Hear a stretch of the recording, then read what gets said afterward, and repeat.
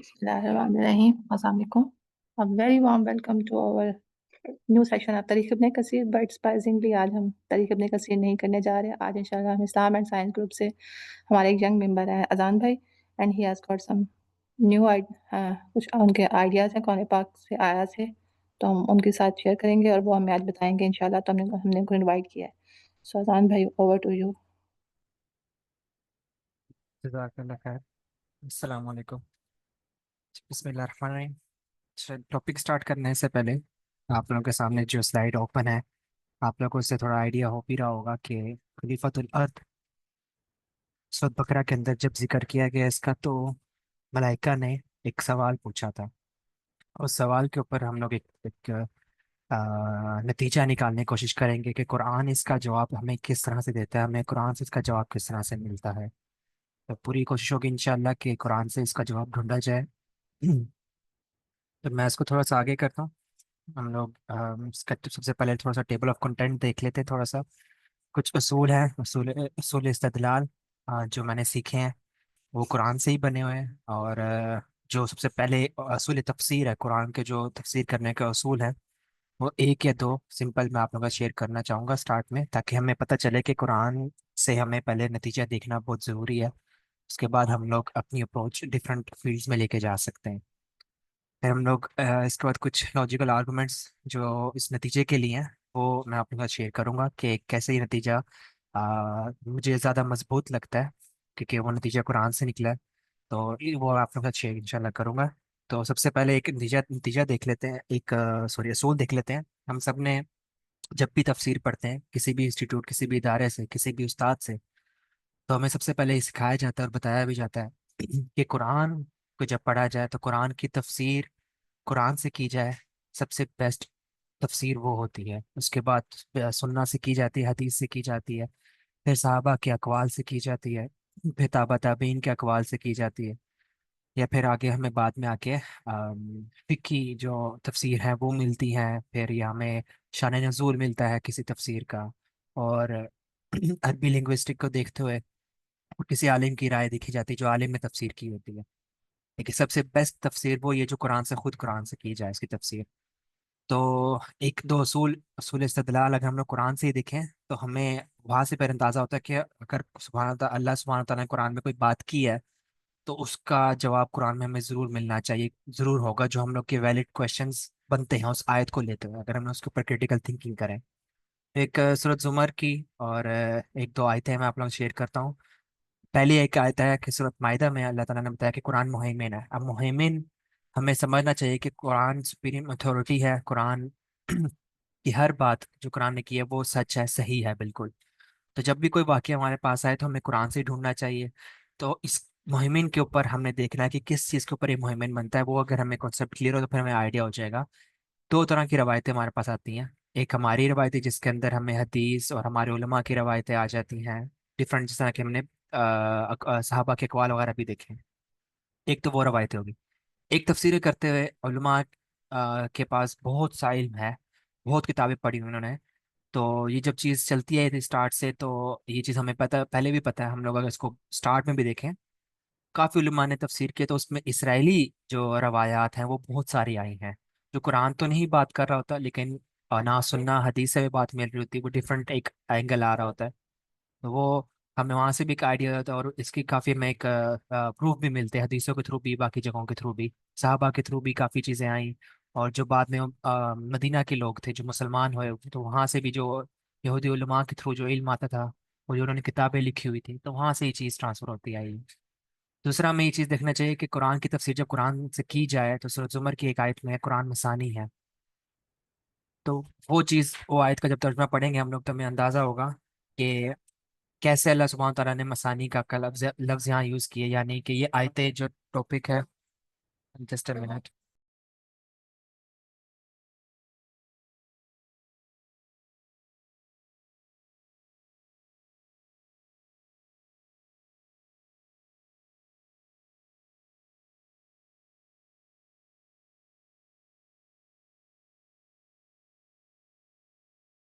एक भाई अभी कहीं गए हैं, आ जाते हैं थोड़ा।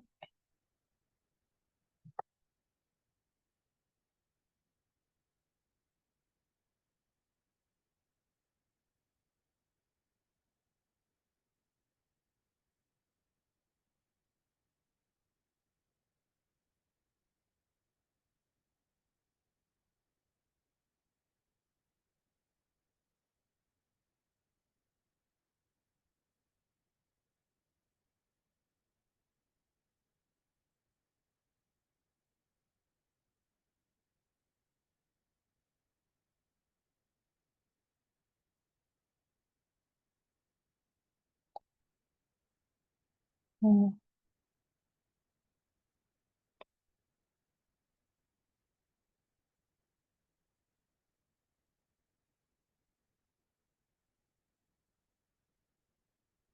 तो साथ ही रहेगा मेरे ख्याल में, अजान पे कोई मसला हुआ है।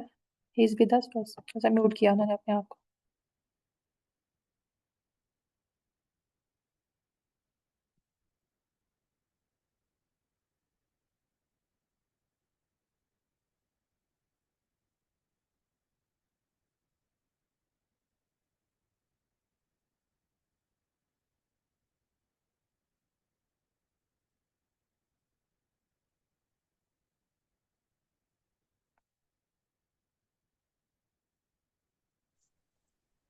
आमना, अस्सलाम वालेकुम।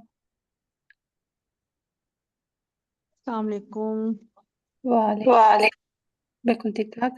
अजान पे का कुछ मसला हुआ है, वो थोड़े से डिस्कनेक्ट हुए हैं 2 मिनट के लिए, उन्होंने स्टार्ट कर दिया था, तो उन्हीं का वेट कर रहे हैं। अभी वो आ जाते हैं। ठीक है।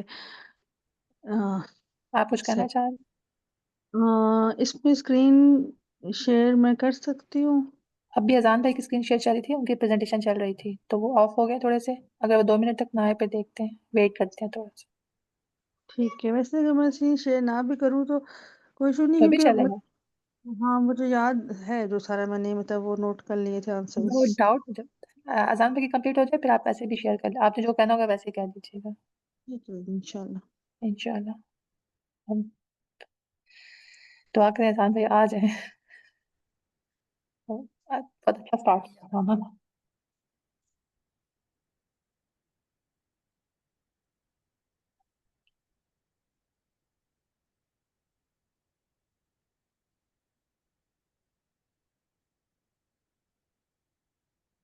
बल्कि और मैं कुछ कहना चाह रहा हूँ जब तक भाई नहीं आ जाते। काइंडली आपकी कोई राय कमेंट्स, क्योंकि सब मुझे वही मेंबर लग रहे हैं जो चैट्स में होते हैं। Any opinion, any concerns?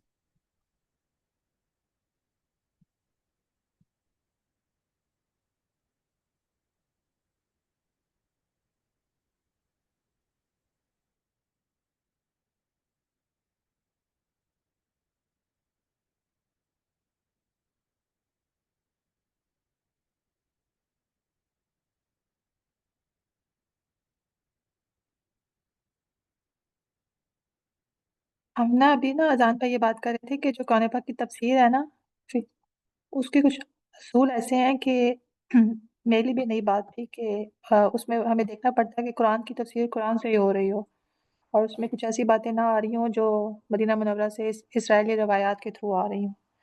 तो आमना को तो मैं जितना जानती हूँ, आमना तो माशाल्लाह बहुत सी जी तफसीर पढ़ के बिल्कुल। आमना राय जैसे देती है तफसीर अपनी। इब्ने कसीर है तो वो कुरान, तफसीर को तफसीरुल कुरान बिल कुरान और बिल हदीस है। ठीक है। तो अ, मतलब बिल्कुल तफसीर जी आमना, प्लीज कह रही थी आप। डालनी पड़ती है ना। तो आमना, जब आप यहाँ रेफरेंस देती हैं तफसीर कर्तबी का या तफसीर इब्ने अब्बास का, तो आप कैसे इसको इंश्योर करती हैं कि इसमें इसराइली रवायत पीछे से नहीं आ रही होंगी? मतलब इन तफसीर के बारे में कितनी हम ले सकते हैं कि ये इसराइली रवायात से चीज़ें अखज़ नहीं कर रही होंगी, क्योंकि राय बहुत डिफरेंट होती है इनकी। एक मिनट, मेरा ये मीटिंग खत्म होके अभी दोबारा स्टार्ट हुई है। सॉरी, मैं हम्म। सुन नहीं सकी सवाल आपका। हमना नहीं कहती कि आप हमेशा जब रेफरेंस देती हैं तो तफसीर इब्ने कसीर का देती हैं या तफसीर कर्तबी का देती हैं या तफसीर इब्ने अब्बास का देती हैं, तो अजान भाई का पहला कंसर्न ये था कि हमारी रवायात पीछे से इसराइलियात नहीं आनी चाहिए। तो इन 3 तफासीर में कैसे इंश्योर किया गया है कि इसराइली रवायात एडिट अप ना हो रही हों शुरू से? इन 3 दफ़ा देखें, तफसीर जो अब्दुल्ला बिन अब्बास की है ना, वो तो उनको तो कहा ही जाता है ना कि वो मुफस्सिरुल कुरान है। तो उनके लिए तो अल्लाह के नबी सल्लल्लाहु अलैहि वसल्लम की दुआ भी है। तो अब्दुल्ला बिन अब्बास, अब्दुल्ला बिन मसूद और अब्दुल्ला बिन उमर, इनसे जो कोई बात अगर आ जाती है तो हम उनको एग्जैक्टली ले लेते हैं। हम उनको ये नहीं कहते कि वो इसराइलियात है, नहीं नहीं। जो है ना, काब बिन अल अहबार ऐसे, और वहब बिन मंबा जी मुनब्बा, जी। ये जो ताबेई हैं, अगर मैं गलती ना करूं, ये सहाबी हैं या ताबेई हैं, ये इसराइलियात के माहिर थे। तो अब जैसे कि कायनात के बनने का जो प्रोसेस है या शैतान के बारे में, तो उनकी तरफ से बाकायदा ये कहा जाता है कि हाँ जी, ये तो हम ये इसमें तौरात से की रिवायात है ये। तो अब तारीख सबरी में भी आप देखते हो, तो उसमें वो बता देते हैं कि ये इसराइलियात हैं। लेकिन वो अब्दुल्ला बिन अब्बास की जो बातें हैं, उनको हम इसराइलियात की हेडिंग के अंदर कभी भी नहीं रख सकते। क्योंकि एक होती है आयात, एक होती है अहादीस, एक होती है आसार सहाबा। आसार सहाबा क्या होते हैं? जो सहाबा के अक़वाल होते हैं। तो वो तो लेकिन हमने इसराइलियात में पीछे नहीं कहीं आते। सुना था कि जो तफसीर इब्न अब्बास है वो हज़रत अब्बास की अपनी ओरिजिनल तफसीर नहीं है। मैं गलत भी हो सकती हूँ, जहाँ तक मेरे इल्म में था कि जो तफसीर इब्न अब्बास है वो शायद ओरिजिनल हज़रत अब्बास की लिखी हुई तफसीर नहीं है, बल्कि उनकी बताई हुई बातों को बाद में कहीं कंपाइल किया गया है। ऐसी बात है या मैंने गलत सुना है? नहीं, अब ये तो फिर अगर आपने इसको सुना है तो फिर इसकी ऑथेंसिटी चेक करेंगे ना कि या ये बात ठीक है या नहीं है। लेकिन देखें, जो तफसीर अब्दुल्ला बिन अब्बास की हमारे तक पहुंची है, वो उनके कहे हुए वर्ड्स हैं। क्योंकि अब्दुल्ला बिन अब्बास का एक बहुत बड़ा मजमा होता था उनके स्टूडेंट्स का। तो जी, उनकी तो बहुत मशहूर है तफसीर। तो ये तो मैं अल्लाह का समझी। करम है कि वो हम तक पहुंच गई है।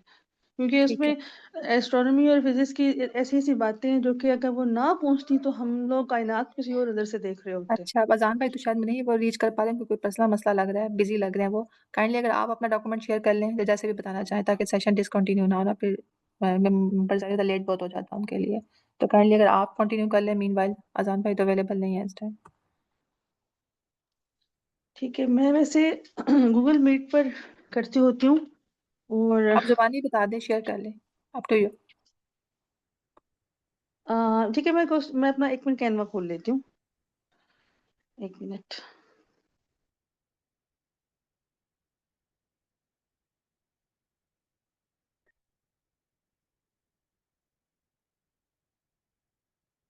अब बाकी लोगों से माज़रत ख़्वाह हूँ, आप लोगों को तो डिस्टर्बेंस फेस करनी पड़ी है। लगता है ऐसे भी ना वो जब भी कोई नेक काम करने लगे ना, शैतान हमेशा रेजिस्टेंस देता है। कुछ ना कुछ अनयूजुअल होता है। आई होप अज़ान भाई के साथ सब ठीक हो।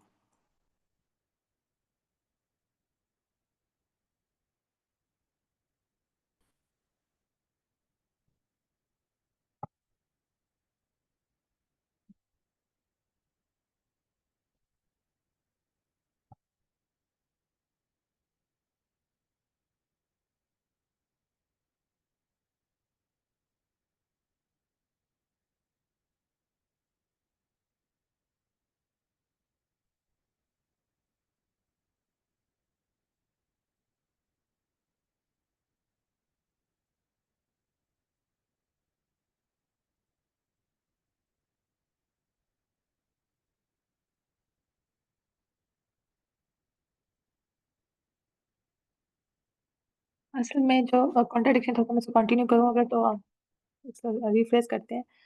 अब बुनियादी जो लफ्ज़ हुआ था ना, मुझसे सुंबल यहीं पे ही होंगी। Sumbal, are you there? Sumbal ने मुझसे क्वेश्चन किया था सेशन से, मतलब पेपर से हमारी बातचीत चल रही थी, and she raise a question to me के मलाइका के बारे में, और फिर जो मेरे समझ में था नाक़िस, मैंने उन्हें बता दिया। फिर हमने उस सवाल को ग्रुप में शेयर किया था, उसका जो मुमकिन जवाब को। तो उसमें मैंने एक लफ्ज़ बोला था एतराज़, कि जब मलाइका ने एतराज़ किया था हज़रत आदम अलैहिस्सलाम के ऊपर कि क्या आप ऐसा बंदा बनाएँगे जो खून बहाएगा और सब चीज़ें करेगा दुनिया में। तो अल्लाह ताला ने कहा था कि मैं वो जो जानता हूँ जो तुम नहीं जानते। तो एक ही आयत के अंदर इतने क्वेश्चन्स रेज़ हो गए थे कि उसको सँभालना मुश्किल हो गया था। फिर अज़ान भाई ने ये ओपिनियन दी थी कि नहीं, आप ये फ़रिश्तों की बात कर नहीं सकते, वो एतराज़ करें। तो फिर मैंने कहा था कि अगर वो एतराज़ नहीं चले करते, लफ़्ज़ गलत हो गया, मलाइका क्यों एतराज़ करेंगे? तो फिर मलाइका रीज़निंग तो कर सकते हैं ना, सवाल तो कर सकते हैं ना। तो अब ये हमने आइडेंटिफ़ाई करना है आज के सेशन में, जो हम जानना चाह रहे हैं कि मलाइका की किस हद तक जो है ना वो उनकी क्रिएशन किस तरह से डिज़ाइन की गई है। कैन दे वो एतराज़ कर सकते हैं? क्या वो सवाल कर सकते हैं, या वो दोनों नहीं करना चाहते और जो उनको सिर्फ़ हुक्म दिया जाता है वही करते हैं? एक तो ये डोमेन है। दूसरा सवाल ये उठाया गया था कि क्या मलाइका को गैब का इल्म होता है? क्या और गैब और मुस्तक़बिल में क्या फ़र्क है? ये सवाल उठ गया था कि उनको पहले से कैसे पता था कि इंसान दुनिया में फ़साद करेगा और खून-खराबा बहाएगा। तो अज़ान भाई बार-बार कह रहे थे कि ये सवाल तो मलाइका ने किया ही नहीं। तो फिर मैंने उनसे पूछा था कि अगर ये सवाल मलाइका ने नहीं किया तो फिर किसने किया? तो मेरे दिमाग में खुद बहुत कन्फ्यूज़न क्रिएट हो गई थी इस बात से कि ये सवाल मुमकिन तौर पे किसने किया होगा? आप में से कोई सुंबल का कोई आइडिया? ग्रुप में मैं इसको और बात करना चाहा कि ये सवाल अगर मलाइका ने नहीं किया था तो फिर किसने किया होगा? नहीं, ये जो सवाल है ना, ये एग्जैक्टली मलाइका ही के अपने वर्ड्स है ना, जैसे कि आयत हमें बता देती है कि क्या ये सवाल मलाइका ने, यस, मलाइका ही ने किया ये सवाल। मज़ाक होने पर क्योंकि क्या थी, ये बता रही थी सूरह बकरा की, लेकिन अजान भाई अब मैं उसका है नहीं है, और मैं रियली सुनना चाहती थी कि वो क्या कहना चाह रहे हैं। वो कहते हैं कि ये सवाल मलाइका ने किया ही नहीं। मैं नहीं सेशन में नहीं, बता। क्यों नहीं किया? क्योंकि वाइस कॉल, देखिए आयत का वाज़ेह टेक्स्ट तो यही है कि वही सवाल कर रहे हैं, वही बता भी रहे हैं कि ये जो मखलूक है ये तो फसाद करेगी और खून बहाएगी, जबकि हम आपकी इबादत करते हैं, हम आपकी तस्बीह बयान करते हैं आपकी तारीफ के साथ। ऐसा ही है। अजान भाई आप सुन पा रहे हैं मुझे? आप सेशन में मौजूद हैं बट आप रिस्पॉन्ड नहीं कर रहे। Are you there? एटलीस्ट मुझे मैसेज पर रिप्लाई कर दें। 10 मिनट्स ठीक है। अजान भाई ने 10 मिनट्स मांगी हैं। हमना प्लीज आप कंटिन्यू करें ताकि सेशन डिस्टर्ब ना हो। ठीक है, पहला सवाल तो ये था कि डिड द एंजल्स क्वेश्चन, कि उन्होंने क्वेश्चन किया था कि नहीं किया था। यस, उन्होंने ही नहीं किया था, और अगर उन्होंने क्यों किया था इसका मैंने कल एक टेक्स्ट भी सेंड किया था, मैसेज में लंबा सारा मैसेज था ना वो, कि फरिश्तों का सवाल एतराज के लिए नहीं था, बल्कि वो अपने रब के इस फैसले की हिकमत जानना चाह रहे थे। अब इसका हवाला तफसीर राजी है। तफसीर राजी में तो खैर मतलब इतने मुकदमे खुले हुए हैं इस साइट पर, तो मतलब ये वाली बात उन्होंने लिखी है कि वो बस जस्ट ये जानना चाह रहे थे कि इसके पीछे अल्लाह ताला की क्या हिकमत है। तो इस अच्छा, अब उन्होंने, तो क्यों अच्छा जानना अब मैं चाहते हैं? आपको बताऊं। आपने वो क्यों जानना चाह रहे होंगे? एक मखलूक जिसमें इतनी अक्ल और शऊर और वो इतनी ताबेदार है, तो उसे जरूरत भी क्यों? क्या थी वो जानने की? आ, मतलब एक में मैं सोच आपको के क्यों बात आया? बताती हूँ। अब्दुल्ला बिन अब्बास और अब्दुल्ला बिन उमर, ये मैं आपको अभी अभी आपने बताया ना कि फरिश्ते इनकार भी कर सकते थे, फरिश्ते सवाल भी कर सकते हैं, फरिश्ते, आपको पता है मैं आज हैरान हो गई। तफसीर दुर्रे मंसूर, एक तफसीर है ना, नाम सुना होगा आपने, ठीक है? तो उसमें दो रिवायात हैं, दो सहाबा से, अब्दुल्ला बिन उमर, ठीक है, उमर फारूक के बेटे, अब्दुल्ला बिन अब्बास, अब्बास बिन अब्दुल मुत्तलिब के बेटे, दोनों ने एक ही बात, बड़ी अजीब बात कही है, जो कि मुझे किसी और तफसीर में नहीं मिली। वो ये है कि अल्लाह ताला ने पहले जब आदम को पैदा किया और जो फरिश्ते उस वक़्त थे उनको बोला कि आदम को सजदा करो, उन्होंने सजदा नहीं किया। अल्लाह ताला ने, अभी मैं रियली अपने पास ही लिखा है, ये दुर्र मंसूर में लिखा हुआ है। जी जी। वो उन्होंने फरिश्तों ने सजदा नहीं किया, बल्कि सारे फरिश्तों ने इनकार किया, तो अल्लाह ताला ने उनको जला दिया और फिर दोबारा से नए फरिश्ते पैदा किया और उनको बोला कि आदम को सजदा करो, तो उन्होंने सजदा किया और एक ने सजदा नहीं किया, यानी इब्लीस ने। ठीक है? अब यहाँ पर ये भी सवाल, अब ये तो बात है ना, ये मैंने अब्दुल्ला बिन उमर, अब्दुल्ला बिन अब्बास दोनों की रिवायात सेम है। ठीक है? अच्छा, अब हम कहते हैं कि जो इब्लीस था, क्या वो वाक़ईतन फरिश्ता था? क्योंकि वो खड़ा हुआ तो वहीं पर था ना। ठीक है? और जी उन्होंने ये भी सवाल कल रेज़ किया था कि कहाँ लिखा हुआ है कुरान में कि इब्लीस जो है वो इबादत गुज़ार था। तो जी जी, देखें, बिल्कुल ये बहुत बड़ा सवाल था इसकी उनका और बहुत लॉजिकल सवाल। इसकी दलील कुरान से ही मैं आपको देती हूँ। जरूर। मैं इसे बड़ा सोचती रही। देखो, इसकी दलील ये है कि वो फरिश्तों के साथ खड़ा हुआ था। ठीक है? जो अच्छा। फरिश्ते कह रही है ना कि नहनु नुसब्बिहु तो बिहम्दिका सभी व हो नकुद्दिसु नुक़द्दिसु लक। लक। आप ठीक है? यस, तो वो समझ उनके गई। बीच में खड़ा हुआ था। ठीक है? नंबर 1 बात तो कुरान से ये मैं आपको बता आमना देती हूँ। आप मत जाइएगा प्लीज। ठीक है? वो उनके साथ खड़ा हुआ था। अच्छा, अब दूसरी बात ये है कि वो आया इब्लीस जो है, वो फरिश्ता है या नहीं है? ठीक है? अब वो क्योंकि अल्लाह ताला ने हुक्म दिया फरिश्तों को। अब जो ये जो वइज़ क़ुल्ना लिल मलाइकति इसजुदू लिआदम फसजदू इल्ला इब्लीस, ये आयत भी दूसरी दलील बन जाती है कि वो इब्लीस जो है वो फरिश्ता था, तो सारे फरिश्तों ने सजदा कर लिया सिवाय इब्लीस के। ठीक इब्लीस है? फरिश्ता हुआ टेक्निकली। ये ये जमहूर जो उलमा है ना, वो ये कहते हैं कि इब्लीस फरिश्ता था, लेकिन अच्छा, अब सूरतुल कहफ की आप आयत सुन लो। सूरतुल कहफ में था काना मिनल जिन्नी, तो ये क्या जी जी। बात हुई? फरिश्ता था कि जिन था? क्योंकि फरिश्ते तो, अच्छा, दुर्र मंसूर में एक जुमला बड़ा बड़ा प्यारा जुमला है कि फरिश्ते जो है वो इज्जत के नूर से पैदा की, अल्लाह की इज्जत के नूर से पैदा किए गए हैं। जिन्नात जो है वो इज्जत की आग से पैदा किए गए। बड़ा कॉम्प्लिकेटेड जुमला है। ठीक है? तो जुमला प्यारा बोलता है। ठीक है? तो अच्छा, वो फरिश्ता जो था ना, वो इब्लीस जो था, इब्लीस, वो कहते हैं काना मिनल जिन्नी, सूरत कहफ की आयत। समझ तो गई। इसका जवाब ये है कि इब्लीस उन फरिश्तों में से था जो जन्नत में काम करने वाले हैं। इसका एक एक जवाब ये है कि जो जन्नत के चौकीदारी करते थे, जन्नत के खजानों की चौकीदारी करते थे, और एक जगह पे ये आता है एक तफसीर में कि वो जन्नत की ज्वेलरी बनाते थे। ठीक है, तो लफ्ज जन्ना से जिन्ना निकला और जिन निकला। तो ये चीज़ मशहूर थी कि जो जिन है, जिन जो फरिश्तों की एक किस्म है, वो है जिन या जिन्नात। तो वो जन्नत के चौकीदार हैं या रखवाले हैं। तो इस वजह से इनको जिन कहा जाता है। और ये आग के, डायरेक्ट आग से नहीं बने हुए। देखिए, ठीक है, आग के ऊपर एक हल्का सा ट्रांसपेरेंट सा धुआं होता है, उस धुएं से ये तख्लीक किए गए हैं। ठीक है। अच्छा, अब मैं ठीक आपको है। एक और बात बताती हूँ कि जिन्नात जो है वो फरिश्तों में से हैं। ठीक है, इसकी एक और दलील क्या है? इसकी दलील ये कुरान से दे रही हूँ कि सूरह साफात की आयत है। ठीक है, जी। कि वजअलू, मतलब इसका तर्जुमा ये है कि मुशरिकीन ने ना अल्लाह और जिन्नात के दरमियान रिश्ता कायम कर लिया। ठीक है, क्योंकि मुशरिकीन मक्का ये कहते थे कि फरिश्ते अल्लाह की बेटियां हैं, और इस चीज को अल्लाह ताला ने सूरत नजम में शिकवे के तौर पे भी बोला, अलकुमुज़्ज़कर वलहुल उनसा, कि तुम अपने लिए तो जकर यानी बेटे पसंद करते हो, अल्लाह के लिए बेटियां पसंद करते हो। तिल का इज़न किस्मतुन दीजा, कि ये तो बड़ी नाइंसाफी वाली तकसीम करते हो तुम। तो इस ठीक है। इन आयात से भी जाहिर है कि जिन जो हैं, जिन्ना की जो किस्म है, ये फरिश्तों ही की एक किस्म है, और ये फरिश्ते ही थे। ठीक है। अच्छा, अब मैं आपको बता दूं तफसीर राजी में क्या लिखा हुआ है। तफसीर राजी में लिखा हुआ है कि इब्लीस ने, मतलब वहां पर फरिश्ते भी थे, और जिन्ना फरिश्तों की एक, ये जो जिन्नात है ना, ये फरिश्तों की एक लोअर किस्म है।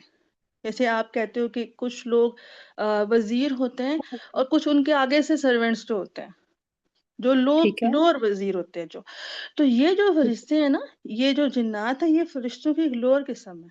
ठीक है, तो जब अल्लाह ताला ने बोला कि सजदा करो, तो जैसे एक बादशाह होता है, वो कोई हुक्म देता है, तो जो दरबार में वजीर होते हैं और जो उनके आगे से लोग होते हैं, उन सारों के लिए वो हुक्म होता था। तो इसीलिए मलाइका ने भी सजदा किया, और वहां पर जो बाकी के फरिश्ते थे जो लोअर किस्म के थे, उन्होंने भी किया। लेकिन इब्लीस ने और उसके आगे से जो लोग थे, उसका जो ग्रुप था बाकी का, जो सरकश शयातीन, जिसे आप सरकश जिन्नात बोलते हैं, उन्होंने नहीं किया। तभी से वो सरकश हुए। अच्छा, मैं आपको एक बड़े मजे की बात बताती हूँ, क्यों अब्दुल्ला नहीं किया बिन आमना? अब्बास की बात। आमना क्यों नहीं किया? अगर अगर वो उसी अल्लाह की इज्जत के नूर से बने हैं, इज्जत की आग से बने हैं, तो उनमें इतनी आग से सरकशी बने। कहाँ से आई? अल्लाह की इज्जत की आग से बने ना, अल्लाह की इज्जत से, हम्म। तो उनमें इतनी सरकशी कहाँ से आई? असल में सवाल है कि नहीं किया तो इसका मतलब do they got any type of free will और any type of logical reasoning? Everything has a free will. ठीक है, आई गॉट तो इट। सही। यस, तो जो जब उसने नहीं किया, तो अब मैं, मतलब इसका मैं कैसे, मेरे पास इसका जवाब तो समझ में नहीं आ राइट नाउ कि उसने क्यों नहीं किया। लाइक, एक मिनट, मुझे देखिए, बात एक भूल एक चीज जाएगी। तभी एक चीज ए, तभी इनकार ए, कर सकती है जब उसमें उसके पास इतना अक्ल हो कि उसको डिसीजन पावर दे दी जाए। मतलब वो अपनी मर्जी से इनकार करने की, उसको इजाजत, लेकिन अल्लाह ताला की इजाजत के बगैर तो कोई चीज इनकार भी नहीं कर सकती ना। तो अगर अपनी नहीं नहीं, मखलूक वो तो आप तकदीर में चले जाते हैं ना उसके, वो उस चीज में आप मत जाएं कि अल्लाह ताला की परमिशन के बगैर तो पता भी नहीं हिलता, वो नहीं। लेकिन राइट नाउ तो everything has a free will. ठीक है, तो फिर आप जब अल्लाह ताला ने कायनात बना दी और मखलूकात क्रिएशंस बना दिए, तो फिर जमीनों आसमान भी बातचीत करते थे, बात करते हैं, और उन्होंने कहा कि हम खुशी खुशी चले आते हैं। ठीक है, तो ठीक। अल्लाह ताला ने कहा तौअन औ करहन, तुम्हारा दिल करता है और तुम्हारा दिल करता है, तुम दिल करता है ना, तो उन्होंने बोला हम खुशी खुशी आएंगे। तो पहाड़ भी बात करते हैं। तो ठीक। ये और ऑब्जेक्शन भी ऑब्जेक्शन हो रही है। ठीक है, ये जब ये अमानत की बात हुई थी, तो फरिश्ते भी इनकार कर रहे हैं, पहाड़ भी, जमीन भी, आसमान भी।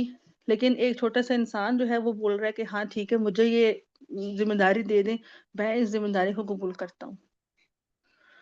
तो इससे मुझे लगता है कि हर चीज के अंदर एक एक ना एक इतना इख्तियार अल्लाह ताला ने दे रखा होता है कि वो इनकार कर सकता है, या एटलीस्ट एतरा सवाल कर सकता है। आई मैं थिंक। समझ गया। ठीक।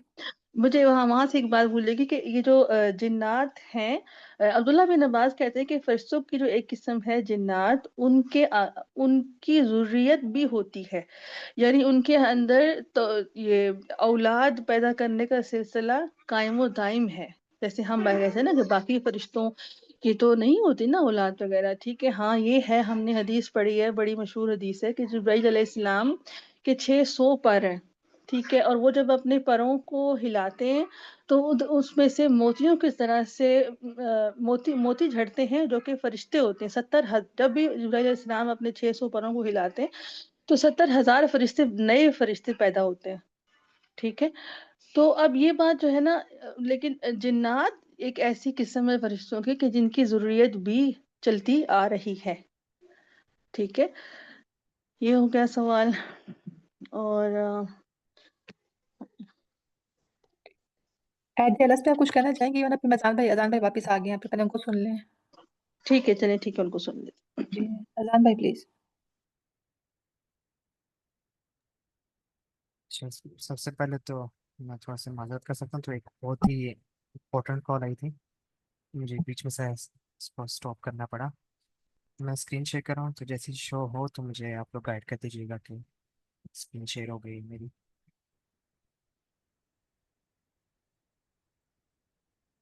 जी, मेरी स्क्रीन शेयर हो रही है सबको? जी हो रही है भाई। अच्छा, तो मैं ये बात कर रहा था कि जो कुरान की जो सूरत मायदा की आयत है, उसका मैंने बताया आप लोगों को मुहैमिन है कुरान। तो हमें सबसे पहले कुरान से, जब भी हम लोग कोई बात देख रहे हो, कुरान से कोई वाकया वाकया बड़ा वाकया पढ़ रहे हो, तो हमें कुरान से वो समझना बहुत ज़रूरी है। कुरान से हमें उसकी तफसीर करनी चाहिए, कुरान से उसका आंसर लेना चाहिए, उसके बाद फिर हमें डिफरेंट अप्रोच की तरफ जाना चाहिए, क्योंकि हमें कुरान से कॉम्पिटेंट होना, ये हमारा असल गोल है। कुरान क़यामत तक के लिए, तो हमें ये काम करना चाहिए कुरान के थ्रू। उसके बाद अगर हम सूरत ज़ुमर की आयत देखें, जहाँ पे अल्लाह ताला कह रहे हैं कि अल्लाहु नज़्ज़ल अहसन अल हदीस किताबम मुतशाबिहम मसानी। अब इसका तर्जुमा भी पढ़े तो अल्लाह ताला ने कहा कि जो ये किताब नाजिल की बहुत अहसन नाजिल की है, और ये किताब जो है ये दोहराई जाती है, रिपीट होती है। यानी अगर हम लोग एक वाक़या सूरत बकरा में जिक्र है इसका, तो उसका जिक्र दोबारा किसी और सूरत के अंदर अल्लाह सुब्हान तआला ने किया है। तो जब हम उन दोनों आयतों को सामने रखेंगे, और जहाँ जहाँ जिक्र किया है, 2 आयतों में किया है, डिफरेंट 2 सूरतों में किया है, 10 आयतों में किया है, जहाँ भी जिक्र किया उन सबको आप सामने रख के जब उनको हल करेंगे तो नतीजा बेहतर और स्ट्रॉन्ग निकलता है। तो ये मसानी बनाना होता है, यानी कुरान को लिंक में, रब्त में कनेक्शन बना के देखना होता है कि इसका नतीजा क्या निकलता है। एक जगह पे जिक्र है तो दूसरी जगह पे कहाँ पे जिक्र होगा। इसी की मिसाल ले लीजिए, जो हमारा टॉपिक आगे चल भी रहा है कि शैतान वाला जो जिक्र है, इब्लीस वाला, अब वो सूरत बकरा के अंदर सिर्फ जिक्र नहीं है, वो सूरत हिजर के अंदर भी जिक्र है, सूरत ताहा, सूरत कहफ के अंदर जिक्र है, सूरत एराफ के अंदर जिक्र है, सूरत सौद के अंदर जिक्र है। वहाँ जहाँ जहाँ जिक्र है, कुछ ना कुछ फर्क जरूर है कि जो अल्लाह सुब्हानहू तआला ने मक्की और मदनी सूरतों के अंदर डिफरेंस रखते हुए जिक्र किया है। तो वो जब हम नतीजा सामने रखेंगे उन सब आयतों को, तो फिर जब लिंक बनाएंगे तो फिर पता चलता है कि नतीजा हम जो निकाल रहे हैं वो स्ट्रॉन्ग है, और फिर सही नतीजा भी निकलने के चांसेस ज़्यादा होते हैं, क्योंकि कुरान से तफसीर की जा रही है, जो पहला असूल है तफसीर का। तो अब हम आगे चलते हैं। एक ये जो बात मैं एडिशनल करने कर भी रहा था बीच में ही, कि जो ये कुरान की जो आयत है, अल्लाह सुब्हानहू तआला ने सूरत हूद में बताया कि इसकी हमने तफसील की हुई है। जो बात यहाँ पे अल्लाह ताला सुब्हानहू तआला करते हैं, उसकी तफसील कुरान में ज़रूर मिलती है। अब हमने इतना कॉम्पिटेंट होना है, इतनी मेहनत करनी है कि हम कुरान से उसका जवाब ढूंढ सकें। तो अच्छा, अब इस चीज़ पे आते हैं। अब ये आयत है सूरत बकरा की, इसको मैं यहाँ पे थोड़ा सा अपना शेयर कर लूँ, मार्कर मैं ऑन कर रहा हूँ। ये देखें, ये मैंने 3 कलर इसलिए दिए ताकि हमें आइडिया हो, आसानी हो समझने के अंदर, कि पहला पार्ट यहाँ तक आके खत्म हो रहा है। तो वाइस कॉल रब्बुका लिल मलाइकति इन्नी जाइलुन फिल अर्दि खलीफा, ये पहला पार्ट है। फिर दूसरा पार्ट हमें यहाँ से नजर आता है, कॉलू अतजअलु फीहा मन युफसिदु व फीहा व युस्फिकु दिमा। फिर थर्ड पार्ट आ रहा है, व नहनु नुसब्बिहु व बिहम्दिका व नुकद्दिसु लक। फिर आगे अल्लाह सुब्हानहू तआला दोबारा को कह रहे हैं, कॉला इन्नी अअलमु मा ला तअलमून। ये पॉइंट्स जब हम माइंड में रखेंगे तो फिर हमें थोड़ा सा आसानी होती है। मेरा इस तरफ डायरेक्शन क्यों गई, मेरा ख्याल क्यों आया कि जब भी मैंने किसी से इसका बाकायदा मैंने एक्सपेरिमेंट किया था, मैंने जब भी किसी से पूछा कि मलाइका ने खलीफा के ऊपर क्यों एतराज किया, जबकि खलीफा खुद इटसेल्फ फसाद होता है, और यहाँ पे फसाद की ही वो बात कर रहे हैं और खून खराबा की बात कर रहे हैं, और खलीफा तो आता ही करता है। जितने भी खलीफा आए, खुलफा राशिदीन आए, वो सब क्यों आए, उन्होंने क्या काम किया है? कुरान में अगर हजरत दाऊद अलैहिस्सलाम का देखें तो अल्लाह सुब्हानहू तआला ने नहीं कहा कि आप इंसाफ और अदल करें। तो खलीफा क्या करता है, क्या फसाद ही रोकता है। और फरिश्ते उसी पे अगर बात कर रहे हैं फसाद रोकने, वो के फसाद करेगा, वो भी फ्यूचर में, जब कभी इंसान की नस्लें चलनी है। तो यहाँ पे एक मुझे खदशा हुआ कि ये कुछ मामला समझ नहीं आ रहा कि मलाइका ऐसे क्यों कह रहे हैं। बहरहाल मेरे एक उस्ताद, उन्होंने मुझे यहाँ पे गाइड किया, उन्होंने सिखाया मुझे, इसका जवाब दिया। तो हम पहले उस जवाब की तरफ जाते हैं, फिर बाकी हम लोग इसमें पार्ट देखेंगे कि और क्या जवाब मिलते हैं, क्या इंसान मौजूद थे या नहीं थे। लेकिन पहले हम लोग ये जान लेते हैं कि ये मलाइका ही थे जिन्होंने ये पहला पार्ट कालू, ये वाला जो पार्ट है ना, अतजालू फीहा माई यफ्सिदू वाला, वो समझने की कोशिश करते हैं। जैसे मैंने भी बताया कि कुरान को मसानी बनाना होता है, तो कोई कुरान का नतीजा हम लोग जो निकाल रहे हैं एक आयत को समझते हुए, क्या वो नतीजा हमारा कुरान में कहीं और जिक्र होने से, तो हमने जो नतीजा निकाला है वो टकरा तो नहीं रहा, वो मुतारिज तो नहीं हो रहा, कॉन्ट्रडिक्ट तो नहीं हो रहा। तो फिर हमें वहां पे आके ये एक ये प्रॉब्लम होती है कि हम लोग एक आयत को रख के सामने नतीजा निकाल लेते हैं, और वो भी बड़ा वाकया ऊपर से। तो कुरान कहीं और पे कहीं और बात करो तो वहां जाके आयत मुतारिज हो जाती है। जिस तरह मैं एक मिसाल दूं, तो बकरा में जिक्र है, अल्लाह सुब्हान तआला ने कहा है कि मैंने ये जमीन को फर्श बनाया, फिराशन करके ना फर्श बनाया। तो बड़े बड़े बड़े लोग कहते हैं कि ये फर्श से मुराद बिस्तर है, आराम का है, तो ये अर्थ जो है ये फ्लैट है। तो यहाँ से काफी लोगों ने इस्तेदलाल करना शुरू कर दिया, जवाब लेना शुरू कर लिया, नतीजा निकालना शुरू कर दिया कि ये देखो, तो बकरा में तो ये बात आ रही है, अब हम इसको कैसे समझें। तो अब सूरत का मुझे नाम याद नहीं आ रहा, लेकिन अगर हम लोग कुरान को मसानी बनाए, तो अल्लाह सुब्हान तआला ने दूसरी जगह पे जिक्र भी किया है, युकव्विरु लैल वन नहार।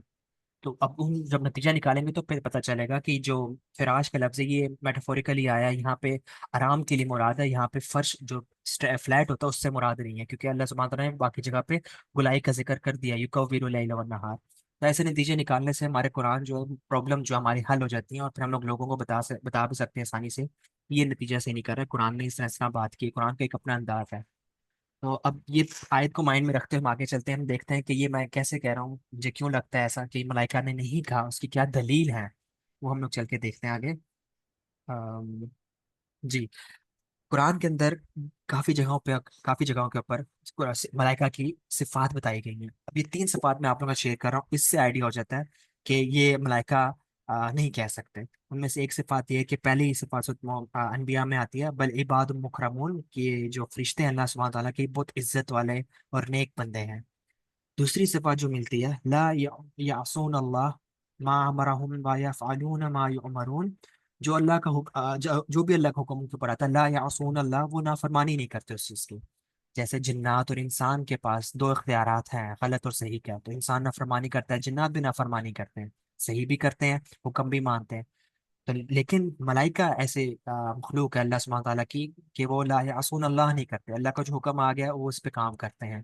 तो नाफरमानी नहीं करते, इट मीन्स के इनके अंदर वो नेगेटिव वाला जो पार्ट है, गलत वाला जो पार्ट है, वो मादा वो है ही नहीं फरिश्तों के अंदर, गलत वाला उनके अंदर सही वाला ही पॉइंट है। वो सही काम ही करते हैं, सही रास्ते पे चलते हैं, जो भी अल्लाह को हुक्म आता है।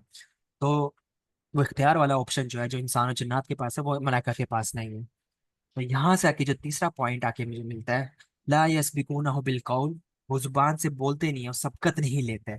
अब सबकत किस तरह ली जाती है, या तो एतराज किया जाता है, या इल्म है तो उस पर बोला था मेरे पास इल्म है तो मैं सबकत ले गया हूँ आपसे। तो जब अल्लाह सुब्हानहू तआला ने यहाँ पे क्या दिया, ला यस्बिकूना, कि वो लोग सबकत नहीं करते, बिल कौल, हरूफ जर के साथ आ रहा है बिल कौल। तो यहाँ से पता चलता है कि वो एतराज भी नहीं करेंगे। अगर तो उस आयत के अंदर, सूरह बकरा की आयत में एतराज की अगर मैं बू आ रही है, एतराज लगता भी है हमें, तो वो एतराज भी नहीं कर सकते। अगर वो सवाल है, कुछ जानना चाह रहे थे, कुछ हिकमत लेना चाह रहे थे, तो फिर वो ये बात नहीं कह सकते थे कि ये तो फसाद करेगा। वो तो फिर ये पूछना चाहिए था उनको कि ये खलीफा क्या करेगा। अगर हिकमत जाननी थी तो हिकमत तो इस तरह पूछी जाती है ना कि ये इसका क्या मतलब है। ये तो नहीं है कि आगे से बंदा उसके ऊपर टैग लगा दे कि वो सिर्फ उसी काम के लिए आया जा रहा है कि खलीफा फसाद रुकेगा, और उसी के ऊपर वही टैग लगा दिया जाए, ये तो फसाद करेगा और खून खराबा करेगा। तो वो हिकमत लेना तो ना मुराद ना हुआ। तो यहाँ पे इल्म में सबकत लेने वाली बात होगी ना, कि इल्म है कि ये तो फसाद करेगा। तो अब मलाइका वो भी नहीं करते, ला यस्बिकूनहु बिल्कुल, वो इल्म नहीं है तो उसमें बोलते भी नहीं, सबकत नहीं लेते आगे से। तो जब ये अगर नतीजा हमारे सामने, तो फिर हमें पता चलेगा कि ये मलाइका तो नहीं कह रहे बात, ये तो मुतारिज हो रहा कुरान के। अगर मलाइका के पास इल्म है, और उसी आयत के अंदर बकायदा अल्लाह सुब्हानहू तआला ने कह भी दिया है कि जिस बात का तुम्हें इल्म नहीं है मुझे इल्म है, उस बात का जी, जिस चीज का इल्म है तुम्हें इल्म नहीं है। तो इल्म नहीं है तो यानी वो सबकत नहीं ले सकते। तो फिर ये बात कह देना कि वो फसाद और खून खराबा करेंगे, ये तो ये इंडिकेटर है ना कि इनके पास इल्म है। वरना वो सिर्फ हिकमत लेनी होती, कुछ इल्म जानना होता, सवाल करना होता। और उसके ऊपर एक मैंने तफसीर भी पढ़ी थी, उसके अंदर मुझे जवाब, बहुत खूबसूरत जवाब मुझे मिला कि अल्लाह सुब्हानहू तआला ने मौजमल तरीके से एक शॉर्ट फॉर्म में फैसला सुनाया अपना कि मैं खलीफा बनाने लगा हूँ, फैसला सुनाया। तो अल्लाह को तो इल्म की किसी की जरूरत नहीं है, अल्लाह को किसी के इल्म की जरूरत नहीं है। जब अल्लाह को इल्म की जरूरत किसी को नहीं, क्योंकि अल्लाह के पास हर चीज का इल्म है, तो अल्लाह ने फैसला सुनाया, तो अल्लाह फिर क्यों पूछे मलाइका से कि मुझे बताओ खलीफा क्या करेगा क्या नहीं करेगा। तो ये भी एक पॉइंट मुझे बड़ा अच्छा लगा कि हाँ, अल्लाह के पास तो, अल्लाह तो इस चीज से पाक है, तो अल्लाह क्यों फिर पूछ रहे हैं उनसे। अल्लाह ने हुक्म सुनाया, जब हुक्म सुनाया गया तो हम सबने सुनना सुनना तो और पैरवी करनी थी। फिर उसके ऊपर यही है इतराज आ जाना या सवाल आ जाना। इतराज अगर नहीं भी, कुछ लोग कहते हैं इतराज नहीं था ये, तो कोई बात नहीं, सवाल तो था, क्योंकि उसमें हरूफ इस्तिफहाम हमजा स्टार्ट में आ रहा है, तो सवाल तो था, लेकिन सवाल किस अंदाज में था, क्या आप उसको बनाने जा रहे हैं जो फसाद और खून खराबा करेगा। तो ये इल्म का एक पहलू क्लियर नजर आता है। तो यहाँ से इस आयत से अगर हम लोग उसको कनेक्ट करें तो एतराज नजर आता है। तो अब इसमें और तहकीक करने की जरूरत पड़ेगी कि ये मलाइका ने अगर नहीं कहा तो किसने कहा है। तो वो ये जवाब है कि जब हम सूरत स्वाद पढ़ते हैं, उसका पूरा कॉन्टेक्स्ट देखते हैं उस पूरे वाक्य का, तो वहां से पता चलता है कि ये बात क्या हो रही है। अल्लाह सुब्हानहू तआला ने वहाँ पे एक नस किया, हुक्म मुहक्कम आयत बताई हमें। वो ये है कि जब अल्लाह सुब्हानहू तआला ने कहा मलाइका को मैं एक बशर बनाने जा रहा हूँ मिट्टी से, उसको जब मैं ठीक कर दूं, उसमें रूह फूंक दूं, तो तुम लोग सजदा कर लेना उसको। तो मलाइका ने फसजदा लिल मलाइका तो कुल्लुहुम, सब ने अजमाउन, सब ने सजदा कर ली मलाइका ने। तो मलाइका का तो क्लियर हो गया कि उन्होंने सजदा किया, इल्ला इबलीस। जो ये इल्ला का लफ्ज आ रहा है, ये मुस्तस्ना मुनकते है। अरबी ग्रामर जिसको पता है उसको पता होता है इस चीज का कि ये इल्ला जो है मुस्तस्ना मुनकते है। इबलीस चूंकि सूरत कहफ में पता है, अल्लाह सुब्हानहू तआला ने बताया कि ये जिन है, ये जिन्नों में से है। तो यहाँ पे आके हमें पता चल गया ये मलाइका नहीं है। क्यों? क्योंकि इल्ला मुस्तस्ना मुनकते का वो कायदा है कि इबलीस मलाइका की मलाइका नहीं है, मलाइका ग्रो में मौजूद था। या फिर हम ये कह सकते हैं मलाइका में मलाइका ने उनसे कनेक्शन था या कोई बात हुई थी। अब मैं ये बात क्यों इस तरह कर रहा हूँ, उसकी वजह सिर्फ यही है कि कायदा यहाँ पे अप्लाई हो रहा है मुस्तस्ना मुनकते का। इसकी मिसाल ऐसे है, मेरे उस्ताद ने समझाया था मुझे कि आप इस तरह समझो इसको कि आपके चार दोस्त आ रहे हैं, एक का नाम अहमद है, अली है, बिलाल है और उस्मान है। ये चारों दोस्त आ रहे हैं, आपने कहा मेरे चार दोस्त आ रहे हैं, और उनके साथ उनकी अहमद अपनी बिल्ली भी लेकर आ रहा है। अब बिल्ली इटसेल्फ इंसान नहीं, वो जानवर है, वो अलग मखलूक है, ठीक है। तो यहाँ पे आके वो कायदा लगता है इल्ला का कि वो उनमें शामिल है, बट उसकी मखलूक और उसकी आइडेंटिटी, उसका करेक्टर, उसकी तख्लीक, वो मलाइका नहीं है, वो अलग है मलाइका से। मिलती जुलती जरूर है क्योंकि वो भी आग से बना हुआ है और मलाइका नूर से बने हुए हैं। तो इट्स एक फॉर्म है एनर्जी की, लेकिन मलाइका नहीं है, क्योंकि इल्ला से पता चल रहा है हमें कि ये उनसे अलग है। अल्लाह ने यहाँ पे नस करके मुहक्कम बता दी कि मैंने सब कुछ हुक्म दिया, मलाइका ने सजदा कर लिया, इल्ला इबलीस।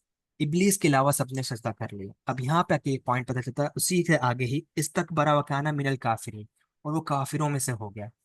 अब वो काफिरों में से हो गया, यहाँ पे एक और इंडिकेटर मिलता है हमें कि क्या इबलीस अकेला था कि जो उसने हुक्म का इनकार किया। अगर वो जिन था, जिन तो था, सो काफ की मुहक्कम आयत है, तो वो क्या अकेला यहाँ पे था? सिर्फ उसने इनकार किया था, बाकी सबने सजदा किया था? हाँ, मलाइका सबने सजदा किया था, लेकिन उसके साथ एक ग्रोह का मौजूद होना बहुत जरूरी है। जिस तरह मलाइका का पूरा ग्रोह है, इस तरह जिन्नात का भी ग्रोह है पूरा।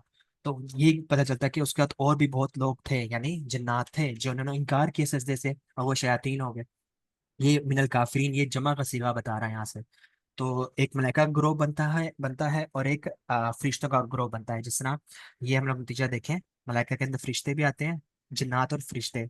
जब ये कॉन्टेक्स्ट चल रहा हो, ओवरऑल तो वैसे मलाइका के अंदर जिन्नात नहीं आते, लेकिन इस कॉन्टेक्स्ट से इल्ला इबलीस के कायदे से, मुस्तस्ना मुनकते के कायदे से पता चला, अल्लाह ने नस कर दिया, हुक्म आयत कर दिया कि इस हुक्म जिन्नात के ऊपर भी था, ये हुक्म इबलीस के ऊपर भी था। और वो मलाइका के अंदर नहीं आता, मलाइका नहीं है, वो अलग आइडेंटिटी है उसकी, उसकी अलग मखलूक है वो, जिन्नात के अंदर से आता है, क्योंकि उसके पास इख्तियार है सही गलत का चूज करना, वो जो मर्जी करे, ठीक है, जिस तरह इंसान के पास इख्तियार है। तो ये फरिश्तों के पास नहीं है, वो ला यासून अल्लाह नहीं करते, ठीक है।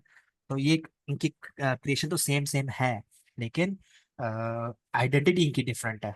इल्ला इब्लीस के जो कायदा यूज हुआ है ना अरबी का, मुस्तस्ना मुनकते का, तो वहां से पता चलता है कि ये अलग चीज है, उनके साथ है जरूर लेकिन अलग है, जैसे मैंने मिसाल से आप लोगों को समझाया है। तो एक ये चीज है, अगर हम लोग इसी नतीजे पर रहें, अगर फरिश्ते वाले नतीजे पर आए, तो हमें वहाँ पे तावील करनी पड़ती है कि जिस तरह हमने नतीजा देखा भी कि फरिश्तों को गुमान हुआ होगा, या फिर फरिश्ता पूछना चाह रहे थे, हिकमत लेना चाह रहे थे, इस तरह भी तावील की तरफ जाएंगे। लेकिन अगर हम लोग जिन्नात और फरिश्ते मुराद ले लें, तो कुरान ने खुद इशारा दिया हमें, इब्लीस को इस्तिस्ना मुनक़ते करके बात को मुहक्कम बना दिया कि इल्ला इब्लीस, तो इब्लीस को लाजमी हुक्म गया था, और ये सूरत ताहा और सूरत दूसरी सूरत के अंदर भी जिक्र है, सूरत का कहफ के अंदर भी, कि इब्लीस को अल्लाह सुब्हानहू तआला ने हुक्म किया था। लेकिन इल्ला से पता चलता है कि वो आ, मलाइका नहीं है, वो जिन ही है। जिन अलग है, तो जिनके पास इख्तियारात होते हैं दोनों चीज़ों के, गलत को भी सही का भी। तो यहाँ से पता चला कि उसके साथ और दो ग्रोह मौजूद हैं, यानी एक मलाइका का ग्रोह था जो सजदे कर गया, और एक इब्लीस का ग्रोह था जो इनकार करके वो काफिरों में से हो गए सारे। तो उन्होंने ये चीज अल्लाह के हुक्म का इनकार किया, और फिर वो शयातीन बन गए। ठीक है। तो ये एक नतीजा बड़ा एक स्ट्रॉन्ग नजर आता है हमें, मतलब यहाँ से के फिर ये आइडिया होता है कि अगर हम लोग देखें, वाइस कॉल रब्बुकल लिल मलाइकाती, अल्लाह सुब्हानहू तआला ने जब ये बताया कि मैं खलीफा बनाने जा रहा हूँ, तो फिर आगे से जिन्नात के ग्रोह का जवाब आया, कालू, उन्होंने कहा, अतः जालू, वही हरूफ इस्तिफाम के साथ, क्या आप उसको बनाएंगे जो फोन फोन खराब और फसाद करेगा। तो उसके बाद अब ये आप लोग देखें, हरूफ अतफ के बाद वाव के साथ जो आ रहा है ना, वो नाहनु, हम तो आपकी तस्बीह वगैरह बयान करते हैं। जब ये जवाब देखें, तो तस्बीह और पाकी कौन बयान करता है? अल्लाह सुब्हानहू तआला की। हमने अभी पीछे आयत भी पढ़ी, और हम सबको पता है कि फरिश्ते अल्लाह ताला की हर वक्त इबादत कर रहे हाँ हैं। मिसबा, हम लोग तो बार बार डिस्कनेक्ट हो रहे हैं लोग, मैं काफी देर से नोट कर रही हूँ। ये है मसला। अजान भाई, मैं स्टॉप कर जाऊँ? Are you there? जी जी, मेरी आवाज़ आ रही है तो आप लोग को? ओके, रिकॉर्डिंग तो चलती रही ना। जी जी जी जी, आ रही है आवाज ये आपकी। अच्छा, ठीक है, ठीक है। तो यहाँ से पता चला कि ये जवाब जो है ये फरिश्तों का है, और ये जवाब आता है ऊपर वाला, कालू तजारू वाला, जिन्नात की तरफ से। तो दोनों का अल्लाह सुब्हानहू तआला ने कह दी कि जो मैं जानता हूँ वो तुम सब नहीं जानते। तो ये जब आयत देखे तो पता चलेगा, ये जो फसाद वाला जो सवाल था उठाया था, ये मलाइका ने नहीं, और ये जिन्नात ने उठाया था। अब सवाल एक और दिमाग में आना चाहिए कि मलाइका ही क्यों जिक्र है, फिर इतनी बात होती वाजे तो अल्लाह सुब्हानहू तआला जिन्नात का लफ्ज भी यूज कर लेते, मलाइका ही लफ्ज यूज किया। एक दो उसके आंसर ये है, एक मत के जो आंसर है वो ये है कि कुरान का एक अंदाज होता है अपना बात करने का। वो बात करने का अंदाज हमें समझना पड़ता है जब हम सब आयतों को सामने रखते हैं, अल्लाह ने ये क्यों बातें इस तरह की हैं, हमने अकल भी तो लगानी है, अफला ताकिलून भी तो करना है। तो दूसरा हिकमत इसकी जो बड़े कॉमन है, आप लोग भी नोट करते होंगे, मैं भी आप लोगों को मिसाल भी दे देता हूँ। हम सब ये टीवी पे बोलते हैं, यहूदी जो हैं, ज्यूज जो हैं, ये मुसलमानों को मार रहे हैं, फिलिस्तीनियों को मार रहे हैं। हम सब ये बोलते हैं, मुहावरतन बोल रहे हैं, क्या सारे यहूदी मार रहे हैं फिलिस्तीनियों को? क्या सारे यहूदी ही एक साइड पे हैं, एक ही पेज पे हैं? क्या सारे यहूदी नेतन्याहू को फॉलो कर रहे हैं? आप लोग खुद देख रहे होंगे नेट पे भी, काफी जगहों पे, कि उसके कितने कितने लोग नेतन्याहू के खिलाफ जा रहे हैं। यहूदी इटसेल्फ कितने लोग हैं जो नेतन्याहू के खिलाफ हैं। तो वो कुछ खास तबका है जो ज़ायनिस्ट मूवमेंट का हिस्सा है, और वो उसके नेतन्याहू को फॉलो करते हुए फिलिस्तीनियों को शहीद कर रहे हैं। तो हम सब इतलाक क्या कर रहे होते हैं, क्योंकि वो यहूदी हैं सारे, तो हम लोग इतलाक क्या कर रहे हैं यहूदी का, यानी जो पावर में है, या फिर ज्यादा तादाद में है, या ज्यादा पावरफुल है, उनको हम लोग उनका नाम लेके हम लोग ये बात कर लिया करते हैं। तो यहाँ भी मलाइका की तादाद ज्यादा है, मलाइका हर जगह पे है, और मलाइका के थ्रू हुक्म पहुंचता है ना जिन्नात और इंसानों की तरफ। ठीक है। वही भी मलाइका ही लेके आते हैं, मलाइका से हज़रत जिब्राइल सलाम। और तो ये सारे अल्लाह का पैगाम काम जो कर रहे हैं मलाइका कर रहे हैं ना, हर जगह पहुंचाने वाले। तो मलाइका के इतलाक इसलिए है यहाँ पे, ये हिकमत नजर आती है कि मलाइका का इतलाक करने का वजह ये नजर आती है क्योंकि वो तादाद में ज्यादा है, तो उनको मुखातिब कर दिया। लेकिन फिर अंदर एक जो राज छुपा हुआ है, वो ये छुपा हुआ था कि ये जो सवाल उठाया था फसाद और खून खराबा वाला, वो जिन्नात ने उठाया था। अगर हम लोग इसका नतीजा निकालें तो कुरान से ही जवाब मिलता है हमें। और इसके लिए एक दो तफसीर हैं, एक तफसीर जहाँ से मुझे ये जवाब मिला भी है, और वो बहुत अच्छी मुझे तफसीर लगी है। उर्वतुल वुस्का नाम है उस तफसीर का, तो आप लोग भी जरूर पढ़िएगा। उन्होंने इस तरह तफसीर को बड़ा ज़बरदस्त बात बताई है उन्होंने, कि मलाइका की तो ये सिफात है, तो मलाइका जब ला यस्बिकूनहु बिलकौल नहीं कर सकते, तो यहाँ से फिर कुरान मुतारिज नजर आता है कि ये फिर मलाइका ने तो बात नहीं की, ये किसने बात की होगी? फिर सूरह स्वाद और सूरह ताहा में जब देखा, तो वहाँ पे जाके ये इशारा मिला कि इल्ला इब्लीस और मिनल काफिरीन का जो ये जो आयत आई है, यहाँ से आइडिया हुआ कि जिन्नात का एक ग्रोह मौजूद था, उन्होंने इनकार किया है। एक पॉइंट अभी भी मिसिंग है, मैं आप लोगों से पूछूंगा, आप लोग कहते हैं तो मैं इसको एड्रेस कर देता हूँ कि फसाद का तो चलो समझ आ कि जिन्नात फसाद वगैरह करते हैं, लेकिन खून खराबा जिन्नात के अंदर तो नहीं होता, तो जिन्नात ने खून खराबा की एडिशन फिर क्यों की? मलाइका ने भी या जिन्नात ने? तो जिन्नात ने खून खराबा की एडिशन क्यों की है? अगर आप लोग कहते हैं तो ये भी एड्रेस, इसका भी श्योर श्योर। स्लाइड्स में मैंने डाटा ऐड किया हुआ है। इट्स जी जी। जी भाई, कंटिन्यू करें आप प्लीज, उसके बाद सुन के क्वेश्चन लेते हैं आपकी। चलें, ठीक है। हाँ, तो अभी भी एक चीज ये थी, दूसरा एक इशारा यहाँ से मिलता है खलीफतुल अर्द। खलीफा के अंदर काफी आलिम का भी और काफी लोगों का ये रुझान भी रहा है, और उन्होंने ये बाकायदा बात भी की है कि खलीफा के अंदर खलफ का मानी मीनिंग जो है ना वो लाजमी होता है खलीफा के अंदर। कुरान ने भी इसकी तफसीर की हुई है कि खलीफा के अंदर खलफ का मीनिंग आता है। उसकी भी तो आयत है, आई है आगे, मुझे भी याद नहीं आ रही। तो खलफ का मीनिंग ये होता है कि एक कौम का पीछे गुजरना बड़ा लाजिम होता है, यानी कि एक कौम गुजरी होगी तो उसके बाद उनका खलीफा नाइब मुकर्रर होता है, वो आता है। तो यहाँ से अगर हम लोग देखें, हजरत आदम अलैहिस्सलाम पहले इंसान है, तो कोई दुनिया पे इंसान थे ही नहीं, तो खलीफा फिर किसके ऊपर बनाए गए? तो पहले कौम का होना, वजूद होना जरूरी है, तभी कोई खलीफा आएगा उसके ऊपर। तो खलफ का मीनिंग तभी फिट इन पूरा बैठेगा उसके ऊपर। तो वो ये नतीजा एक ऐसा है कि मैं आप लोगों के साथ यहाँ से शेयर करता हूँ जी। अल्लाह सुब्हानहू तआला ने कुरान में सूरत बकरा, सूरत एराफ, सूरत हिजर, सूरत कहफ, सूरत ताहा, आई गेस एक और सूरत के अंदर भी दो चीजों का जिक्र किया है। अगर हम लोग वहां पे देखें तो हमें फिर आइडिया होगा। इन सब सूरतों के अंदर अल्लाह सुब्हानहू तआला ने हज़रत आदम अलैहिस्सलाम का नाम लेकर जिक्र किया है, जो कि मक्की सूरतें हैं। मदनी सूरतों के अंदर मेरे ख्याल से अल्लाह सुब्हानहू तआला ने बशर का नाम यूज किया है। अब इसकी भी कोई हिकमत होगी। लेकिन अगर हम लोग पार्ट देखें, जहाँ पे सूरत स्वाद का अगर हम लोग आयत देखें, यहाँ पे अल्लाह सुब्हानहू तआला ने पहले कहा है कि इन्नी खालिकुम बशरम मिन तीन, मैं एक बशर बनाने जा रहा हूँ मिट्टी से। फाइजा, जब मैं उसको सवई तो मैं ठीक कर दूं, व नफख्तु फीही में रूही, मैं उसके अंदर रूह फूंक दूं, फकाउ लहु साजिदीन, तो तुम सब सजदा कर लेना। ये तीन स्टेप, बशर को तख्लीक कर रहा हूँ, ठीक कर दूं, और उसके अंदर रूह फूंक दूं, फिर सजदा करना, ये चार स्टेप आप लोग स्टार्ट में देख रहे हैं। सूरत के अंदर लिखा हुआ है, यही स्टेप सूरत बकरा के अंदर भी है। यानी मेरा मुराद ये है कहने का, सूरत बकरा के अंदर ये है कि हज़रत आदम का जिक्र है, साथ ही फिर सजदे का जिक्र है। इस तरह सूरत काफ के अंदर भी ऐसे ही आदम का जिक्र है, सूरत अराफ के अंदर भी आदम का जिक्र, नाम से जिक्र है, और साथ ही सजदे का जिक्र है। ठीक है। यहाँ पे आके अल्लाह ताला सुब्हानहू तआला ने बात को जब खोला है थोड़ा सा, कि शैतान के आगे जो आप दिखाने थे डिटेल में, और तो वो क्यों बशर के ऊपर भी किस तरह से वो इतराज कर रहा था, सिर्फ आदम के ऊपर नहीं, तो बशर का जब इतलाक किया है, तो वहां पे आके भी उसने यही बात की आगे के, इनकार किया, और अपने आप की गुरूर और तकब्बुर उसने दिखाया। यहाँ पे जिक्र अगेन उसी चीज का है, सजदे का, मलाइका का, मलाइका ने सजदा किया सूरत सवाद और सूरत तहा के अंदर। ठीक है। एक पॉइंट ये है कि यहाँ से बसर मुराद हज़रत आदम ही है, क्योंकि हमें अगर हम लोग सब आयतों का मसानी बनाए तो फिर आइडिया में होगा कि हज़रत आदम का सूरत बकरा, सूरत कहफ, इनके अंदर जिक्र है, सूरत एराफ के अंदर, सूरत सवाद और सूरत तहा के अंदर बशर का जिक्र है। तो जब इनको मसानी बनाएंगे, क्योंकि सजदे का हुक्म हुआ है, तो ये बशर से मुराद हज़रत आदम अलैहिस्सलाम। इंसान क्यों नहीं है? क्यों नहीं है? उसकी रीजन ये नीचे लिखी हुई है सूरत सजदा के अंदर, आयत 7, 8, 9 अगर हम लोग पढ़ें। अल्लाह सुब्हानहू तआला ने कहा अल्लज़ी अहसना कुल्ली शैइन खलक़हू, अल्लाह सुब्हानहू तआला ने जो कुछ भी तख्लीक किया है, बेहतरीन तख्लीक किया। पर हरूफ अतफ आ रहा है, अगली अगली बात आ रही है, व बदा खल्क, जो अल्लाह सुब्हानहू तआला ने स्टार्ट किया तख्लीक का प्रोसेस, शुरू किया है। खलकल इंसान मिनती, इंसान का प्रोसेस मिट्टी से शुरू जो किया है, इब्तिदा की है मिट्टी से इंसान की प्रोसेस की। यहाँ पे इंसान का इतलाक आ गया, बशर आदम अलैहिस्सलाम का नहीं आ रहा। सेकंड एक पार्ट ये हो गया। अगली ही आयत के अंदर अल्लाह सुब्हानहू तआला ने सुम्मा का लफ्ज यूज किया है, कि इसमें बीच में गैप है, वक्त है इसके अंदर, सुम्मा। के बाद उन्होंने क्या किया?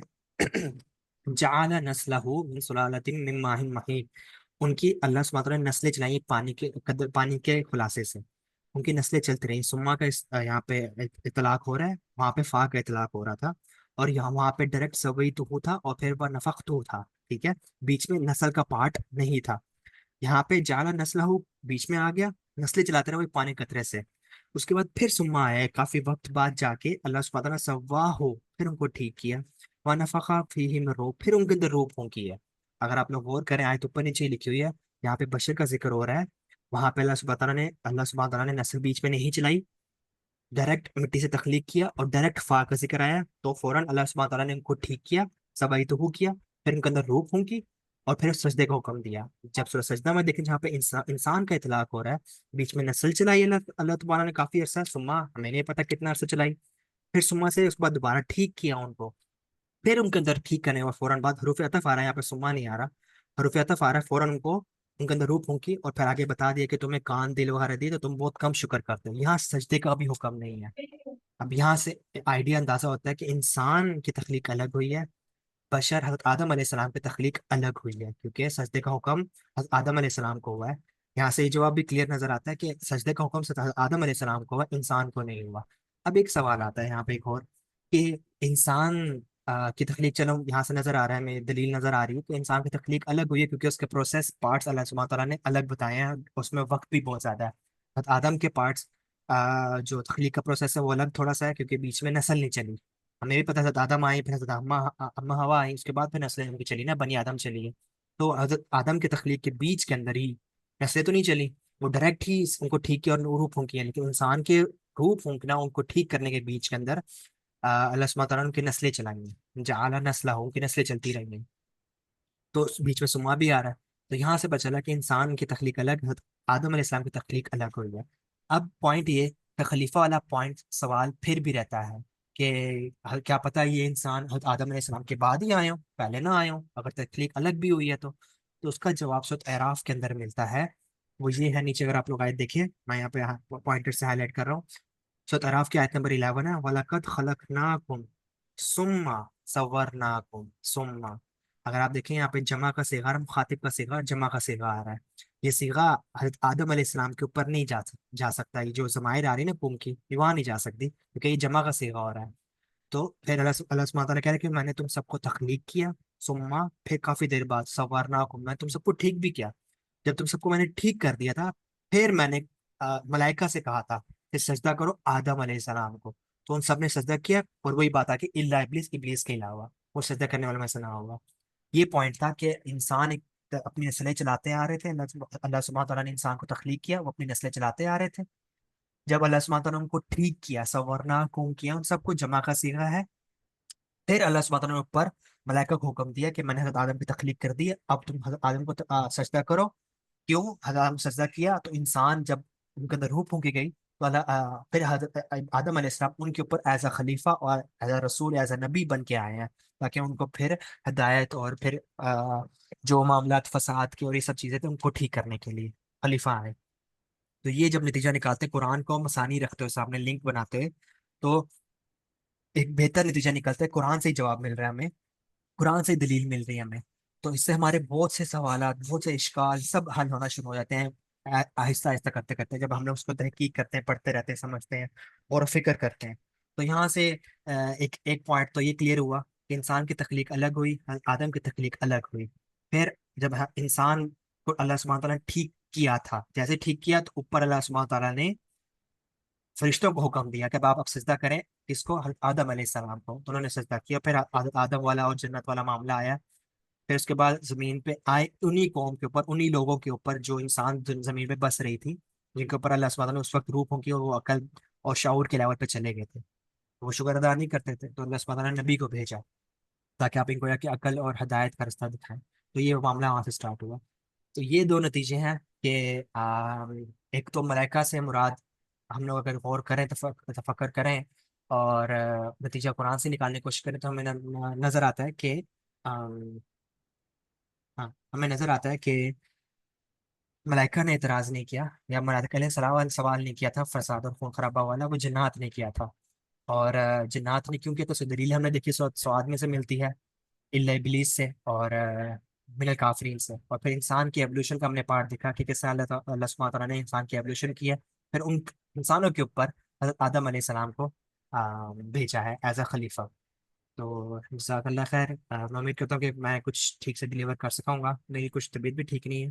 तो जी, अब सवाल की तरफ चलते हैं। हाँ, जज़ाकल्लाह भाई, thank you so much. Sumba का सवाल ले लें और उसके बाद सबके सवालों के बाद फिर आमना से इजाज़त सुनेंगे। सुंबा, काइंडली। अस्सलाम वालेकुम। जी मेरा वालेकुम सलाम। क्वेश्चन फिर ये है कि अगर वो इतराज़ इब्लीस के ग्रुप से था, तो अगेन के उन्हें मुस्तकबिल की खबर थी, क्योंकि अल्लाह तो नाइब एक अलग से एक मखलूक क्रिएट कर रहे थे ना, तो फिर उन्हें फ्यूचर का अंदाज़ा कहाँ से हुआ? जी, इंसान और जिन्नात के आप लोग तख्लीक को देखें ना, तो इनके पास दो चीज़ के इख्तियार हैं। ये अपनी नस्लें चला रहे हैं, ये खा पी रहे हैं, ये सही गलत का रास्ता चूज कर रहे हैं। ऐसा ही है, आसमान ने बताया भी कि हमने जन्नत और दोज़ख में जन्नात ने भी जाना है और हम इंसान ने भी जाना है। तो उनको पता है, हम सबको ही पता है, मुझे भी पता है, मेरी आगे नस्लें चलनी है तो क्या कुछ होगा। ऐसे ही जन्नात ने जान के वो इतराज उठाया कि ये फसाद और खून खराबा करेगा, जबकि खलीफा तो वो रोक रहा होता है।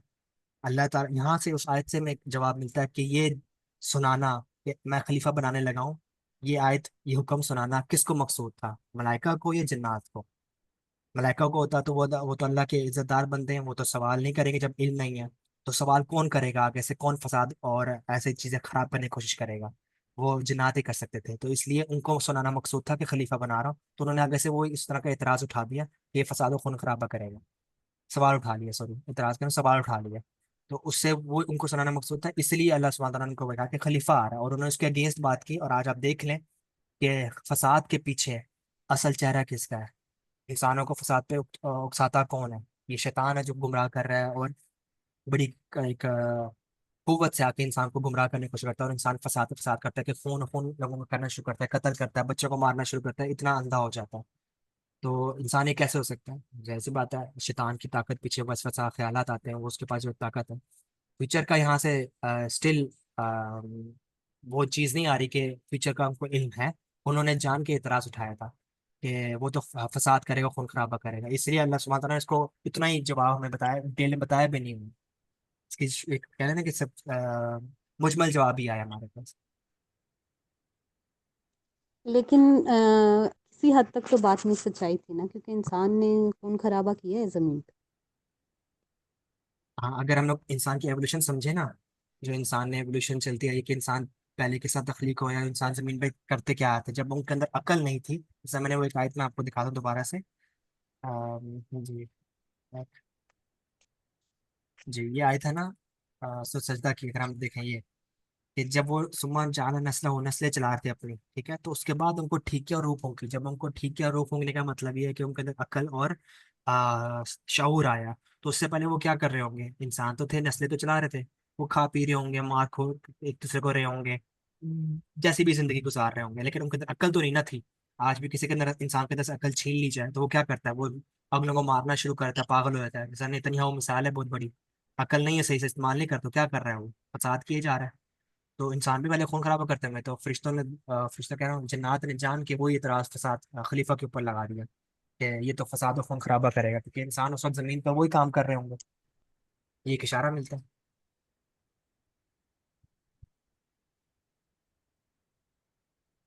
जी, बज़ाहिर आप सही कह रही हैं, नेanderthal के भी इंसान लगने शुरू हो गए हैं, लॉजिकल, हर बात कनेक्ट हो रही है। आमना की राय जी, कहना बहुत ज़रूरी है। आमना जी, प्लीज़। क्योंकि वो अकल नहीं है उनके अंदर, शऊर नहीं है, जी, नस्लें ऐसे चलाई ही जा है। तो क्या करते होंगे? हमने एक ग्रुप पे ये बात की थी ना कि नेanderthals के अंदर किसी किस्म की अक्ल और शऊर नहीं था, साइंस भी यही बता रही है। तो थोड़ी-सी बात आप इसमें बस कोइंसाइड कर रही हैं। देखें कुरान हमें किस तरह बता रहा है, और हम लोग अगर आज कुरान से तहकीक कर रहे होते हैं तो सवाल नेanderthal करते मैं हैं हम लोग। कभी कुरान पाक से जो साबित नहीं कर पाई थी। अज़ान भाई बहुत शुक्रिया। पढ़ा था जो लेकिन ये अच्छा, कोरिलेट नहीं कर। एक ये सूर्य देखिए, अब हम सजदा की लोग जो पूरा साइंस आयत का डिपार्टमेंट। जी, जी, आप पूछ लें। थी, मैं कह रही थी कि सूर्य सजदा की आयत नंबर जो 8 है, ये जी, मेरी आज तक वैसे क्लियर नहीं हुई थी कि व्हाई इट्स सेड के सुम्मा जाल नस्ल, मतलब वहाँ पे नस्ल किसकी चल रही थी। ये मेरे दिमाग में हमेशा हमेशा से ये क्वेश्चन रहा है। तो आज may be it could be the answer. इसको लेकिन मजीद जी, देखेंगे इंशाल्लाह। जी, अच्छा, मैं जरूर, ये बिल्कुल, कहना कि चाह रही थी आयत का कि कॉन्टेक्स्ट देखे ना, सयाक सयाक से फिर वो जवाब मिलता है कि पिछले आयत में अल्लाह ताला ने कहा कि मैंने इंसान की तख्लीक का प्रोसेस जो है वो स्टार्ट किया है, किससे? मिट्टी से। फिर उसके बाद उन्होंने सुम्मा का लफ्ज आ गया ना, सुम्मा का जो आप लोग पढ़े ना कायदा भी, और काफी किसी अरबी टीचर से पूछे तो वो बताएंगे आपको सुम्मा और फा का लफ्ज क्यों यूज होता है, इसकी क्या हिकमत है, क्या जवाब है इसका अरबी में भी। तो फा का मतलब होता है कि हम लोग उर्दू भी बोलते हैं ना, तो मैंने ये काम किया, तो उसमें गैप नहीं होता। तो फिर हम लोग अक्सर बोलते हैं ना, फिर मैंने वो काम किया, उसके बाद फिर मैंने वो काम किया, तो हम लोग बीच में कोई लंबा तावील अरसा बता रहे होते हैं।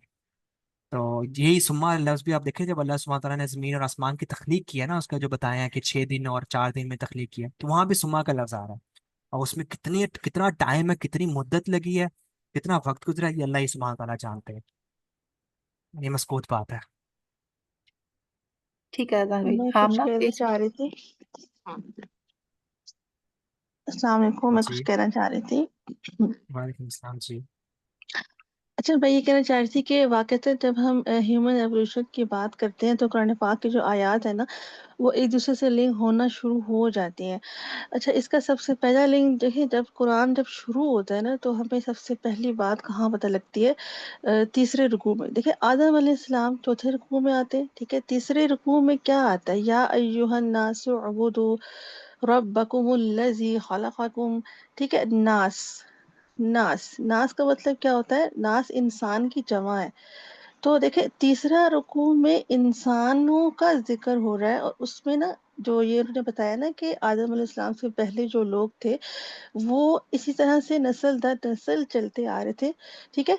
तो अल्लाह ताला ने उनके दरमियान में बस इतना सा एक सिस्टम रखा हुआ था कि अल्लाह ताला उनको ये कह रहे हैं कि मुझे लगता आप है इंटरनेट के एक बुनियादी अल्लाह की मसले हैं इबादत आज। करें। अम्मा की आवाज़ ए, गायब हो गई है। नहीं, ठीक अलहमदिल्ला आ ये रही एक है आवाज़। इंतहाई इंटरेस्टिंग सेशन है, लेकिन जैसे अजान भाई ने कहा नहीं कि नहीं हर मुनीरा, एपिसोड। आवाज बिल्कुल ठीक आ रही है। मुनीरा आपके पास गायब होगी, आवाज ठीक आ रही है। अच्छा, सॉरी। ठीक है। देखो या अय्युहन नास उअबुदू, अल्लाह ताला वहां पर ये कह रहे हैं उन इंसानों से, ठीक है, जो आदम से पहले के लोग थे ना, उनका बस सिंपलेस्ट सा उनका कंसेप्ट था कि आपने एक अल्लाह की इबादत करनी है। और अल्लाह ताला उनको ये कह रहे हैं, देखो मैंने तुम्हारे लिए ये जमीन को फर्श बनाई, जो हमने आयत बताई थी ना, अल्लज़ी जअल लकुमुल अर्द फिराशा वस्समाअ बिना, बस जस्ट आप कायनात की चीजों को देखें और तौहीद पर कायम रहें, तौहीद से पीछे ना हटें, ठीक है। उनको जस्ट इस चीज से कंसेप्ट दे रहे हैं अल्लाह पाक। और तीसरे रुकू के एंड में कह रहे हैं कि कैफ तकफुरून बिल्लाहि व कुंतुम अमवातन सुम्मा अहयाकुम सुम्मा युमीतुकुम सुम्मा युहयीकुम इलैहि तुरजाऊन, ठीक है, कि तुम कैसे अल्लाह का इनकार करते हो। यानी उन्होंने एक टाइम आया कि उन्होंने अल्लाह ताला का कुफ्र शुरू कर दी। कुफ्र मतलब होता है इनकार करना, कुफ्र मतलब होता है नाशुक्री करना, ठीक है। तो उन्होंने ना फसाद क्रिएट करना शुरू कर दिया था। फिर अल्लाह ताला ने बोला व इस क़ाल रब्बुका लिल मलाइकति इन्नी जाइलुन फिल अर्दी खलीफा। अच्छा, अब आप खलीफा का लफ्जी मतलब देख लो, तफसीर मुफरदातुल कुरान से लेकर तफसीर राजी, कुर्तुबी, इब्ने कसीर, कहाँ खलीफा का मतलब होता है एक के, उन्होंने लिटरली लिखा है नस्ल दर नस्ल आने वाला इंसान, यानी एक के बाद एक आने वाला इंसान। खलीफा का मतलब यही होता है। जी खलफ, खलीफा इसका जी खल्फ से खलफ। बना है। जी। जी हाँ, खलफ, उसका बिल्कुल। मतलब होता है पीछे से पीछे, यानी यानी कुछ लोग पहले मौजूद थे, उसके बाद उनके ऊपर, यानी उनके बाद में खलीफा आया। तो ह्यूमन एवोल्यूशन तो कुरान की बहुत सारी आयत बता रही होती है। जैसे नूह अलैहिस्सलाम थे, उन्होंने अपनी कौम को बोला कि वल्लाहु अंबतकुम मिनल अर्दि नबाता, यानी अल्लाह ताला ने आपको जमीन से उगाया है। अब वो लिटरली अपने लोगों को ये कह रहे हैं, तो वो कैसे कह रहे हैं, मतलब उनके लोग क्या इस चीज से वाकिफ थे? जी बिल्कुल। जो नूह अलैहिस्सलाम एवोल्यूशन से वाकिफ थे, उनकी कौम के लोग भी ये चीज को एक्सेप्ट करते थे कि हाँ, हम जमीन के जो पार्ट्स थे, यानी बट्टी पानी, उसी से उग करके बड़े हुए हैं। और ये जो ह्यूमन एवोल्यूशन है, ये हिस्ट्री मुस्तकबिल में दोबारा दोहराई जाएगी। अहादीस बताती है कि हमने दोबारा से उगना है जमीन से। अजब जो हमारी रीढ़ की हड्डी की आखिरी हड्डी है, आखिरी जो पार्ट है, उसको जमीन नहीं गलाती, ठीक है। तो उसको वो बीज का काम देगी। और पानी कहाँ से आएगा? पानी अल्लाह ताला के अर्श के नीचे जो समंदर है स्वाद, उससे आएगा। 40,000 साल तक पानी नहीं, सॉरी, 40 साल तक पानी बहेगा जमीन पर, जो जिस एरिया से हमने उगना होगा। तो वो हम अजब उज्जम से पौधे की तरह से उग के दोबारा से, तो ये भी लाखों या हजारों सालों का एक प्रोसेस होगा, उसी तरह से जिस तरह से पहले ह्यूमन एवोल्यूशन हुई है इस जमीन के ऊपर, ठीक जी, है। तो ये ये तो मेरा हज़रत नूह पॉइंट ऑफ अलैहिस्सलाम व्यू। ने ये भी कहा था, वक़द खलक़कुम अतवारन, कि तुमने हाँ बिल्कुल, नहीं देखा कि अतवारा का तुमने किस तरह। ट्रांसलेशन नहीं। जी। हाँ, अतवारा का जी। ट्रांसलेशन नहीं, टेबलोज। एवोल्यूशन है। जी बिल्कुल। एवोल्यूशन है। वही ना, मैंने वो आयत लेकिन एक बस बात बताई नहीं यहाँ पे अ, जल्दी करने में, ये मैंने जी बिल्कुल। लेकिन एक बार हमें फिर भी हम देखो, जब वो इंसान थे, ठीक है, जो आम लोग थे, ठीक है। आदम अलैहिस्सलाम जब जमीन पर, यानी कुल नहबितु मिनहा जमीआ, यानी सीढ़ियां उतरे। हबिता का मतलब ही सीढ़ियां उतरना होता है, ठीक है। तो मैं ये यहाँ पे आके उलझ जाती हूँ कि आदम अलैहिस्सलाम जब उतर रहे थे या उतरे, तो वो उन इंसानों ने इस चीज को नोट नहीं किया, या मतलब ये कि वो ये हिस्टोरिकल इवेंट क्यों नहीं बना? कि यार ये देखो ये 2 इंसान यानी आदम और हवा आसमान से नीचे उतर के आ रहे हैं, तो उनके लिए वो एक हिस्टोरिकल इवेंट क्यों नहीं बना? नंबर 2 ये कि अब यहाँ पर ना बाइबल आ जाती है, वो कहती है कि नहीं वो जन्नत ही ज़मीन पर थी, तो वो बाग था एक गुंजान सा, तो वो वहाँ से निकल के आबादी में आ गए, तो लोगों ने उनको एक्सेप्ट कर लिया एज़ अ प्रॉफिट। लेकिन इस्लाम कहते हैं कि नहीं, वो जन्नत आसमानों के ऊपर थी। क्यों? इसके अब इसकी दलील बड़ी प्यारी दलील है, पता है क्या? मारुफुल कुरान में, बड़ी ज़बरदस्त दलील। उन्होंने सिंपल एक बात कह दी, उन्होंने कहा देखो क़यामत के दिन ना क्या होगा कि सारी इंसानियत इकट्ठी होके आदम अलैहिस्सलाम के पास जाएगी, और बड़ी लंबी हदीस है वो। उनसे बोलेगी कि अब्बा जान आपने हमें जन्नत से निकलवाया था, अब आप ही इस जन्नत के दरवाज़े खुलवाएँ। तो देखो दलील साबित हो गई कि वो जन्नत आसमानों की जन्नत है और उसी के दरवाजे खुलवाने की बात हो रही है। इसकी दलील और भी बहुत सारी बनती है कि वो जन्नत आसमानों की थी, जमीन की नहीं थी। ठीक है, तो हाँ, लेकिन अब ये इसमें थोड़ा सा प्रॉब्लम भी है इस मतन में। हम्म। ये वाली पॉइंट पॉइंट आपने बिल्कुल सही एक्सप्लेन की जो आपने बताया ना, ये तो एक अच्छा सही इशारा मिल रहा है। लेकिन वो जन्नत आसमानों में बिल्कुल ऐसा ही है। ये भी रिसेंटली मैंने किया था वर्क, तो इस पे मुझे भी यही जवाब मिला था कुरान से। लेकिन जो यहाँ पे बात है ना कि आपने मैं जन्नत से निकलवाया था, ये बात कुरान से टकरा जाती है।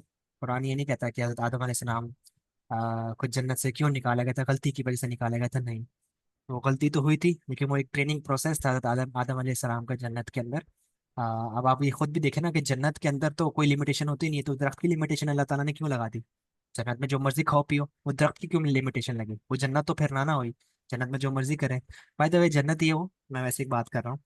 तो वो ये बात कहना नहीं, कि बिल्कुल आपने ये आदम जो अलैहिस्सलाम की पॉइंट गलती उठाया की ना वजह से कि आदम जन्नत में आदम की। चीजें मना होती नहीं हो सकती हैं, तो वो असल में ये जो मना होना यानी कि प्रोहिबिशन थी ना, वो तो तफसीर राजी कहती है कि वो उनको उस सेंस में मना नहीं थी। अल्लाह ताला ने ये बोला था कि फला तक़रबा हाज़िहि शजरता, यानी इस शजर के करीब नहीं जाना। मतलब उन उन उन उन उनको उस सेंस में वो मना नहीं था, लाइक उसके like like just it was just for, पता नहीं अब वो तफसीर राज़ी में इस तरह कुछ बड़ा ज़बरदस्त बात थी कि वो कहते थे कि जन्नत वाक़ईतन वही हो सकती है जिसमें कोई चीज़ मना ना हो, लेकिन वहाँ पर वो जो दरख़्त है वो मौजूद था, तो उनको वो इसलिए मना नहीं था कि वो एक दरख़्त ऐसा था कि उसके खाने से उनकी जो जन्नती खूबियाँ वो ख़त्म हो जाती थी। इस वज़ह से वो उसके पास नहीं जा सकते थे, लाइक इस तरह से उनकी हाँ, बात है लेकिन कुछ। ये बात जो आप बहुत बात आती है, ये बात ठीक है। एक बात बहुत आती है हमारे सामने कि आदम अलैहिस्सलाम की गलती की वजह से जन्नत से निकाला गया था उनको, है ना? कि ऐसा नहीं, अल्लाह सुब्हानहू तआला ने पहले ही बता दिया कि मैं तो खलीफा बनाने लगा हूं जमीन के लिए, जमीन के लिए। तो जमीन पे आना मकसूद था, जन्नत में उस वक्त टेम्परेरी रहना था उनका। जो एक ट्रेनिंग प्रोसेस होता है, एक नबी का भी एक ट्रेनिंग प्रोसेस होता है ना, जब तबलीग करनी होती है उससे पहले का हाँ, जो टाइम बिल्कुल, पीरियड होता है, जैसे हज़रत यूसुफ का, हज़रत यूनुस का मिलता है, मूसा का मिलता है, हज़रत इब्राहिम का मिलता है, नबी करीम सल्लल्लाहु अलैहि वसल्लम का मिलता है।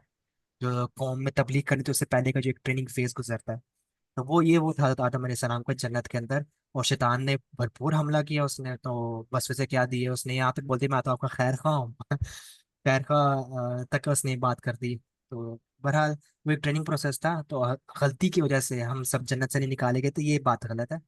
जन्नत तो अभी हमने जाना है, जमीन पे हमारा मतलब आना, और हज़रत आदम का आना पहले से अल्लाह सुब्हानहू तआला ने बता दिया था कि जमीन के लिए मैं बना रहा हूँ। ऐसा ही अज़ान भाई कलामनामे बस में यही बताया था बात ना था। कि यस्कुन का लफ्ज़ था कि एक टेम्परेरी स्टेट था जन्नत में, वो बिल्कुल अल्लाह ने उसको टेम्परेरी। इंडोर्स किया था कल। जी बिल्कुल। तो एटेलस पे भी बिल्कुल, कुछ कहते बिल्कुल। हैं भाई, हम तो really I am really impress. कल भी मैंने सेंस कर लिया था कि यू आर अ जेम माशाल्लाह, बट एटेलस पे भी कुछ कह रहे हैं ला हौला वला कुव्वता इल्ला बिल्लाह, बस अब ऐसा भी नहीं, नहीं है। ड्यू एप्रिसिएशन अच्छा, एक बनती मैसेज है आया, मैं ये जवाब बीच में मैसेज में आया हुआ है। So Darwin theory of evolution can be right somehow, नहीं, डार्विन की थ्योरी तो प्रॉपर एक गुमराही की थ्योरी है, मैं इसको ये कहूंगा, मेरे उस्ताद भी ये कहा करते हैं। तो वो क्यों, वो प्रॉपर एक तखय्युल में बैठ के पता नहीं कहाँ कहाँ निकल के चला गया और बंदर से इंसान बना रहा है। जबकि अल्लाह सुब्हान तआला ने क्लियर यहाँ पे जो लफ्ज यूज किया है, कोई जानवर का दाबतुल अर्द का लफ्ज तो यूज नहीं ना किया, यहाँ पे देखें इंसान का लफ्ज यूज हुआ है, बदाल खल्क इंसान, वो इंसान ही थे, जिस तरह की मर्जी हालत में हो, जैसे मर्जी हो, ठीक नहीं थे, रूह नहीं थी उनके अंदर, खून खराबा कर रहे, जो मर्जी खाने एक सौ खा पी रहे थे, अल्लाह ही जानते हैं ना, मस्कूत बात है ये। लेकिन वो थे इंसान। डार्विन तो प्रॉपर कहता है कि बंदर से हम लोग इंसान बने हैं। वो थ्योरी, वो तो डायरेक्शन और वो तो रास्ता ही हो रहा है ना थ्योरी का, वो है ही गलत। इंसान की एवोल्यूशन कुरान से प्रूव है और मिलती है, बल्कि पूरे दलील बनती है। तो इंसान है, स्टार्ट से भी इंसान थे और आगे भी इंसान है।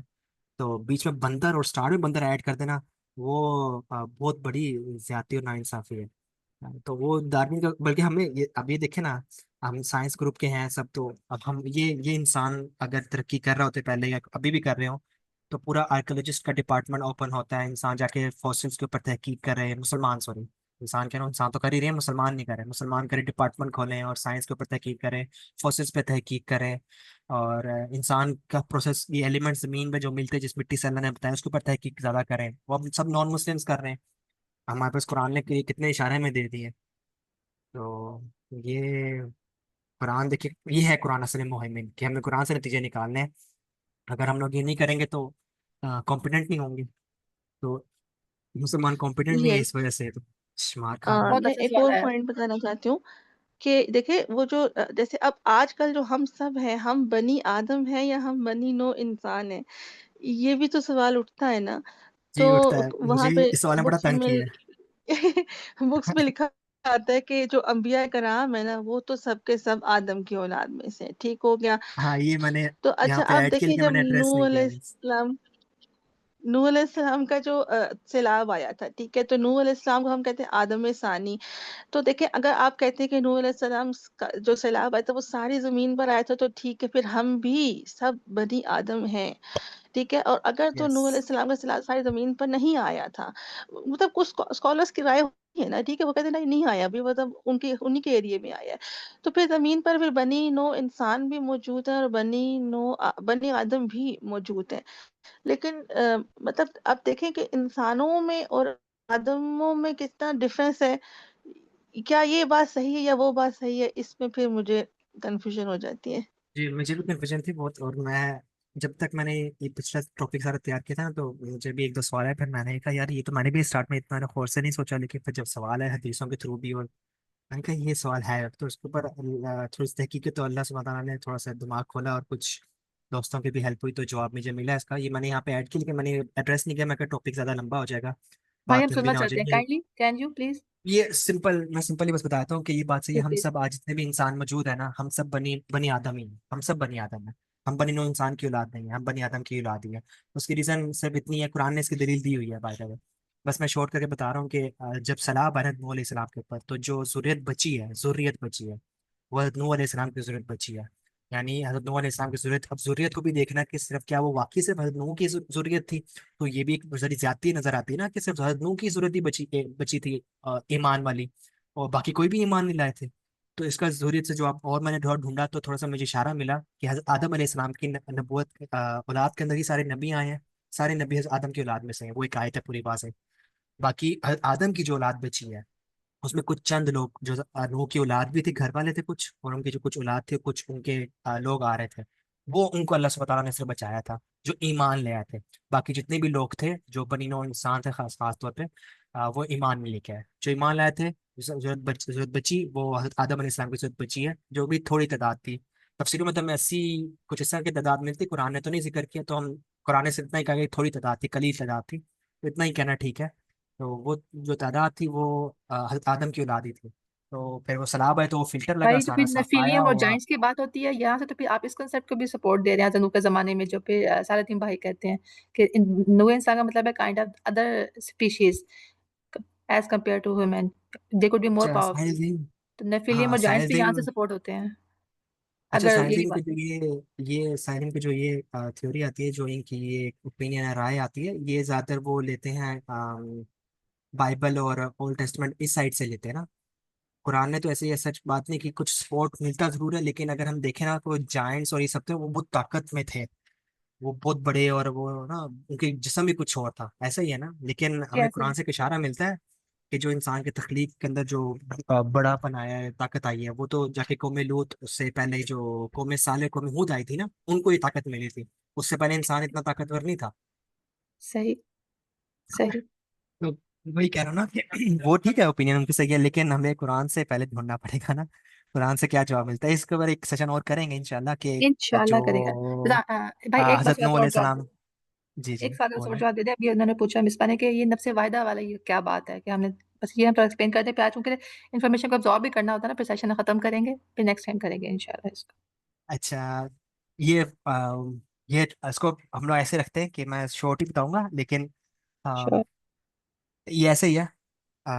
दो फेज है इंसान की तख्लीक के ऊपर, दो फेज है। ठीक है, आसान करके बता रहा हूँ।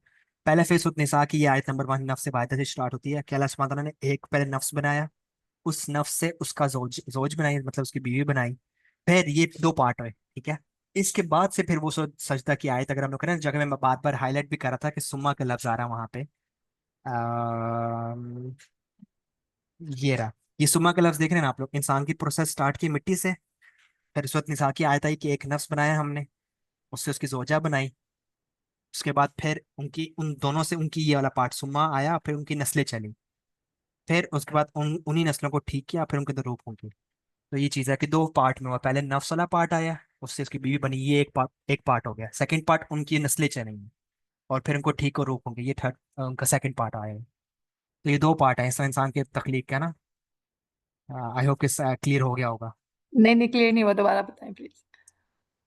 अच्छा, हाँ, सिंगल सेल ही कह रहे हैं आप लोग, लेकिन है वो नफ्स ना, है तो वो एक बॉडी है ना।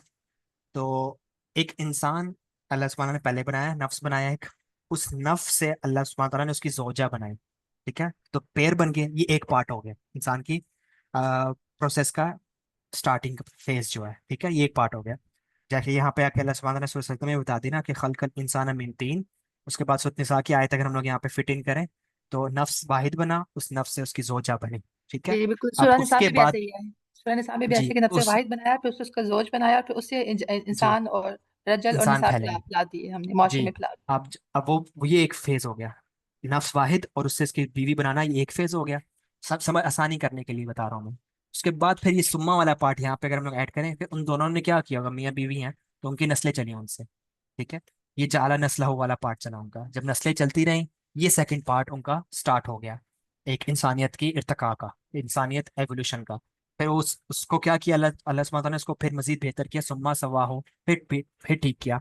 इस सुम्मा के बीच में भी एक वक्त है, कोई कनेक्शन है जो यहाँ पे फिट इन होता है कि सुम्मा आजान भाई, इसको कहते हैं नेंडरथल से होमो इरेक्टस। ये प्रोफेसर अहमद भी कहते हैं कि मिलियंस ऑफ ईयर्स के बाद अचानक से जो नेंडरथल थे, they were be converted into homo erectus, और हम फिर उसी स्पीशीज से बिलोंग करते हैं।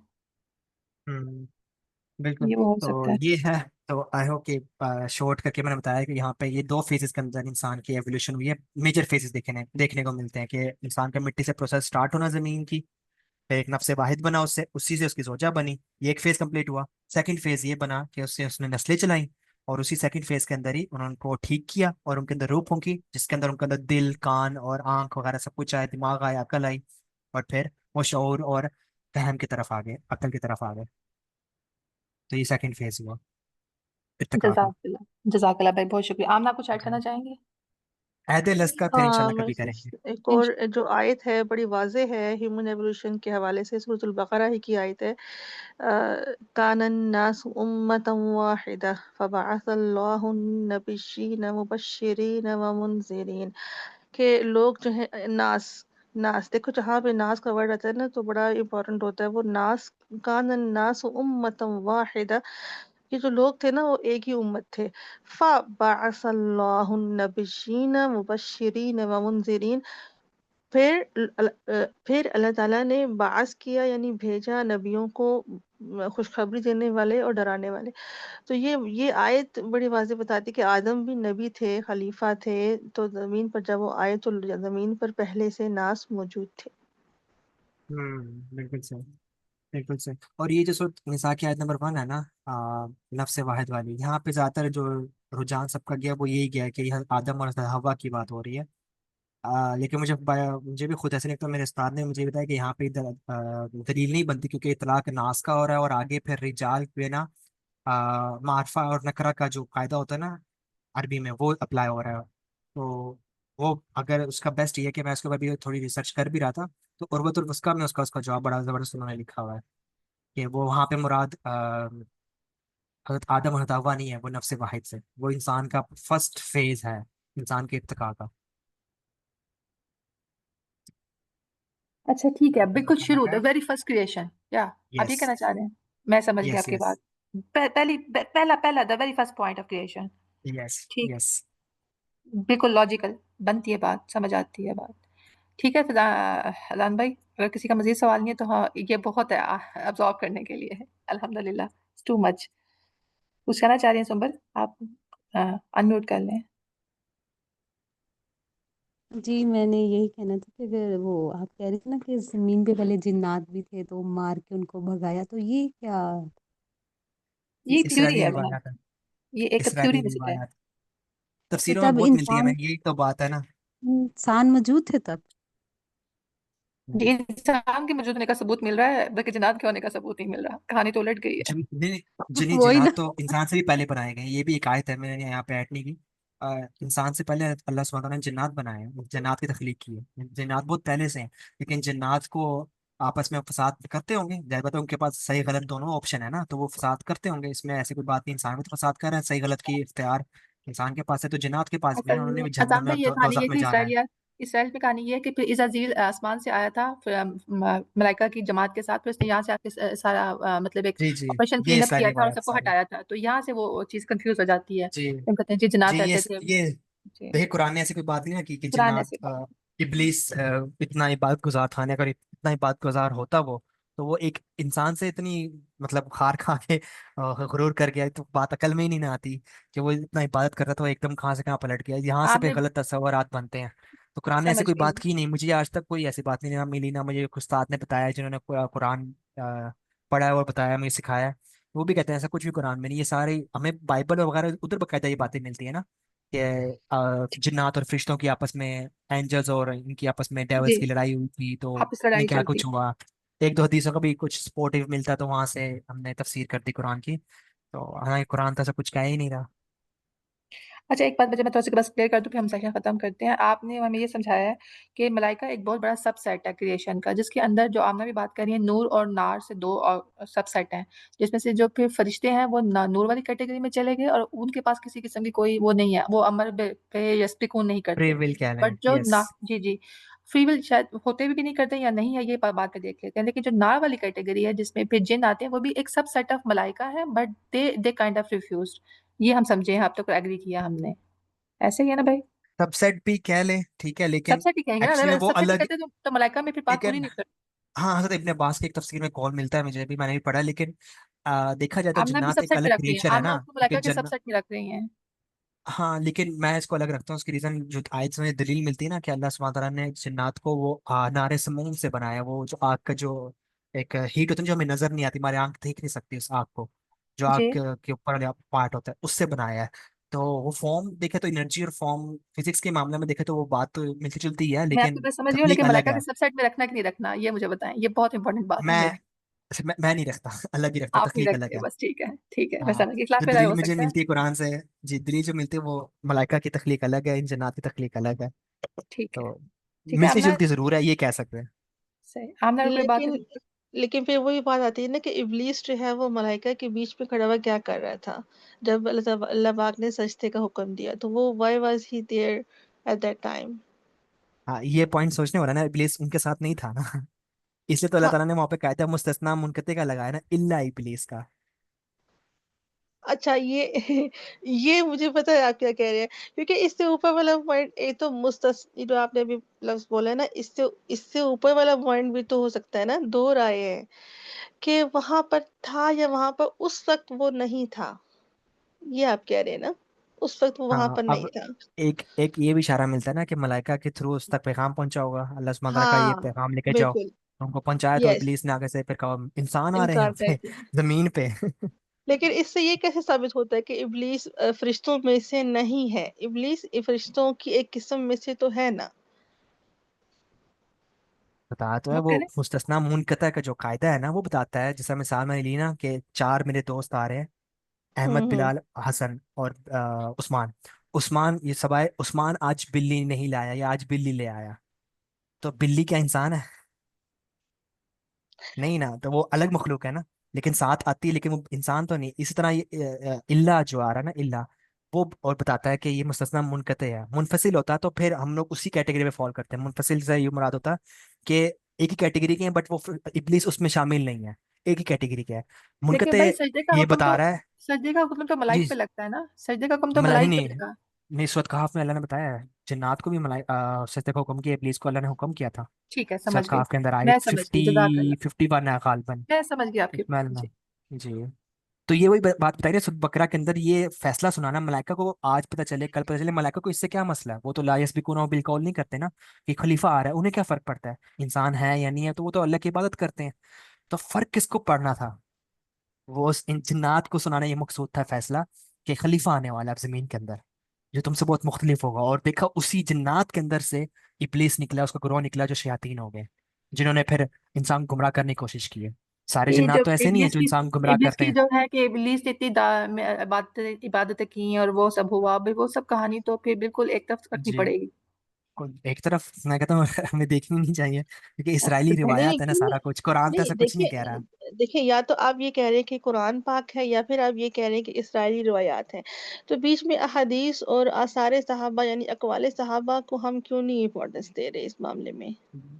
है बिल्कुल इंपॉर्टेंस दे रहे हैं, जिससे मैंने बताया था ना, असूल तफसीर में पहला जो असूल है वो यही है कि कुरान से कुरान की तफसीर की जाए। तो उसी को फॉलो मैं कभी कर रहा हूँ, कि पहले हम लोग इतना कॉम्पिटेंट तो हो जाए, कुरान से कुरान के मसले तो हल करें, फिर हम लोग सुन्ना और साहबा के अकवाल और ताबईन के अकवाल, उनकी तरफ जरूर जाएंगे, कि वो आलिम गुजरे हैं, उनकी भी तो राय देखें। लेकिन उनकी क्या दलील है, कि जो हदीस और जो अकवाल आ रहे हैं, उनकी सनद क्या है, वो क्या सही भी है कि गलत नहीं है, हमें तो गारंटी नहीं है ना उस चीज़ की। तो सबसे हदीस की मुहिमिन तो और सही होने की तो हदीस, गारंटी है ना, हदीस की तो। जी सिर्फ, जी आप एक मिनट, हदीस जो सही है वो सही है ना, ज्यादातर सारी हाँ सही तो हाँ। नहीं है, काफी ज़ईफ हैं, काफी मुर्तद हैं, काफी मुरसल हैं, कितनी हदीसों की टाइप्स बनी हुई हैं, कैटेगरी में क्यों उलमा ने डिफाइन किया, वैसे वैसे किया ना। खबर वाहिद है, कितनी ज्यादा हदीसें आती हैं टाइप्स भी, तो वो हमें सब देखना पड़ता है। जिससे मैं मिसाल दूं, अभी मैं रिसेंटली काम कर रहा हूँ उसके ऊपर, बुखारी की हदीस, बुखारी, अब हम सबको पता बुखारी जो है वो 100% ठीक है, ये गलत है। बुखारी की 100 से 150 के करीब हदीसें हैं, जो जिनका मतन, सनद ठीक है, लेकिन मतन कुरान से टकरा रहा है। तो आप ऐसे में बताएं कि हदीस को सिलेक्ट करेंगी कि कुरान को सिलेक्ट करेंगी? इट इज ऑब्वियस कुरान लेकिन को, उसके क्योंकि बीच कुरान में अल्लाह का कोई। कलाम है, वो तो नहीं बदल मैं सकता समझ ना। गई भाई, आमना हदीस तो इस पर इंसान के दोबारा थ्रू, कंटिन्यू करते हैं कभी इस बहस को ना। ठीक है। हाँ ठीक है, क्योंकि सही। कुरान, हम्म, हदीस का जो रिवायतें आ रही हैं, रावी आ रहे हैं, वो इंसान नकल करते करते करते आया, तो इंसान से गलती हो सकती है, कुरान में तो कोई गलती नहीं है ना। तो नहीं इसलिए हम प्रायोरिटी बात हमारी समझ कुरान होनी चाहिए, दैट्स इट। मैं ये कहना चाह रहा हूँ, इसका मतलब ये नहीं कि मैं बाकी चीज़ों को तरजीह नहीं देता, देता हूँ, लेकिन पहले कुरान, कुरान से मसले हल करें इंशाल्लाह, उसके बाद फिर देखें हमें ऐसा कुरान के अंदर इल्म है, आ, बस निकालते ही रह जाएंगे, क़यामत ऐसे ही तक के लिए क्या मतलब है भाई, कुरान। क्या मतलब के लिए बिल्कुल काफी है इंशाल्लाह, ऐसे बिल्कुल ही। बिल्कुल। अजान भाई बहुत शुक्रिया। एक, आज फिर 12 बज रहे हैं। ठीक है, आप तो पेनल्टी भी हाँ वो पड़ती टाइम है। बहुत ज्यादा हो गया। ये भी 11 जज़ाकल्लाह बज रहे खैर। हैं। नहीं नहीं, आपका बेहद शुक्रिया, बेहद शुक्रिया। आई एम सो हैप्पी कि इस कम्युनिटी के थ्रू हम आप जैसे यंगस्टर से कनेक्ट हो रहे हैं, अल्हम्दुलिल्लाह। और हम आपको दोबारा जहमत देते रहेंगे, आमना क्या जी ख्याल है, जी। एडलस पे नेक्स्ट प्लानिंग कर ले कभी इंशाल्लाह। यस वेरी इंशाल्लाह। और अच्छा, मैं सोच रही थी कि इब्ने अरबी का वो जो बात थी वो तो चलो सही हो गई ना, कि उन्होंने जिस बंदे से मुलाकात की थी तवाफ़ खाने काबा में, कि वो बंदा ने बोला कि 1 लाख आदम भेजे हैं अल्लाह पाक ने। तो वो चले किसी हद तो ह्यूमन एवोल्यूशन के जरिए से हम समझ जाते हैं उस चीज को भी। बिल्कुल ऐसे ही आमना, बिल्कुल ऐसे। अब इब्ने अरबी एडलस ये इंशाल्लाह नेक्स्ट में, और रूह का कंसेप्ट भी अजान भाई से ना कुरान पाक से समझेंगे इंशाल्लाह। आज के लिए बस इतना ही करते हैं, इजाजत लेते हैं सबसे, ठीक है। ठीक है। जितने सबके जज़ाकल्लाह क्वेश्चन पेंडिंग छोड़े और मजीद सोचते हैं। अस्सलाम वालेकुम वरहमतुल्लाहि वबरकातुहू। वालेकुम खैर। अस्सलाम।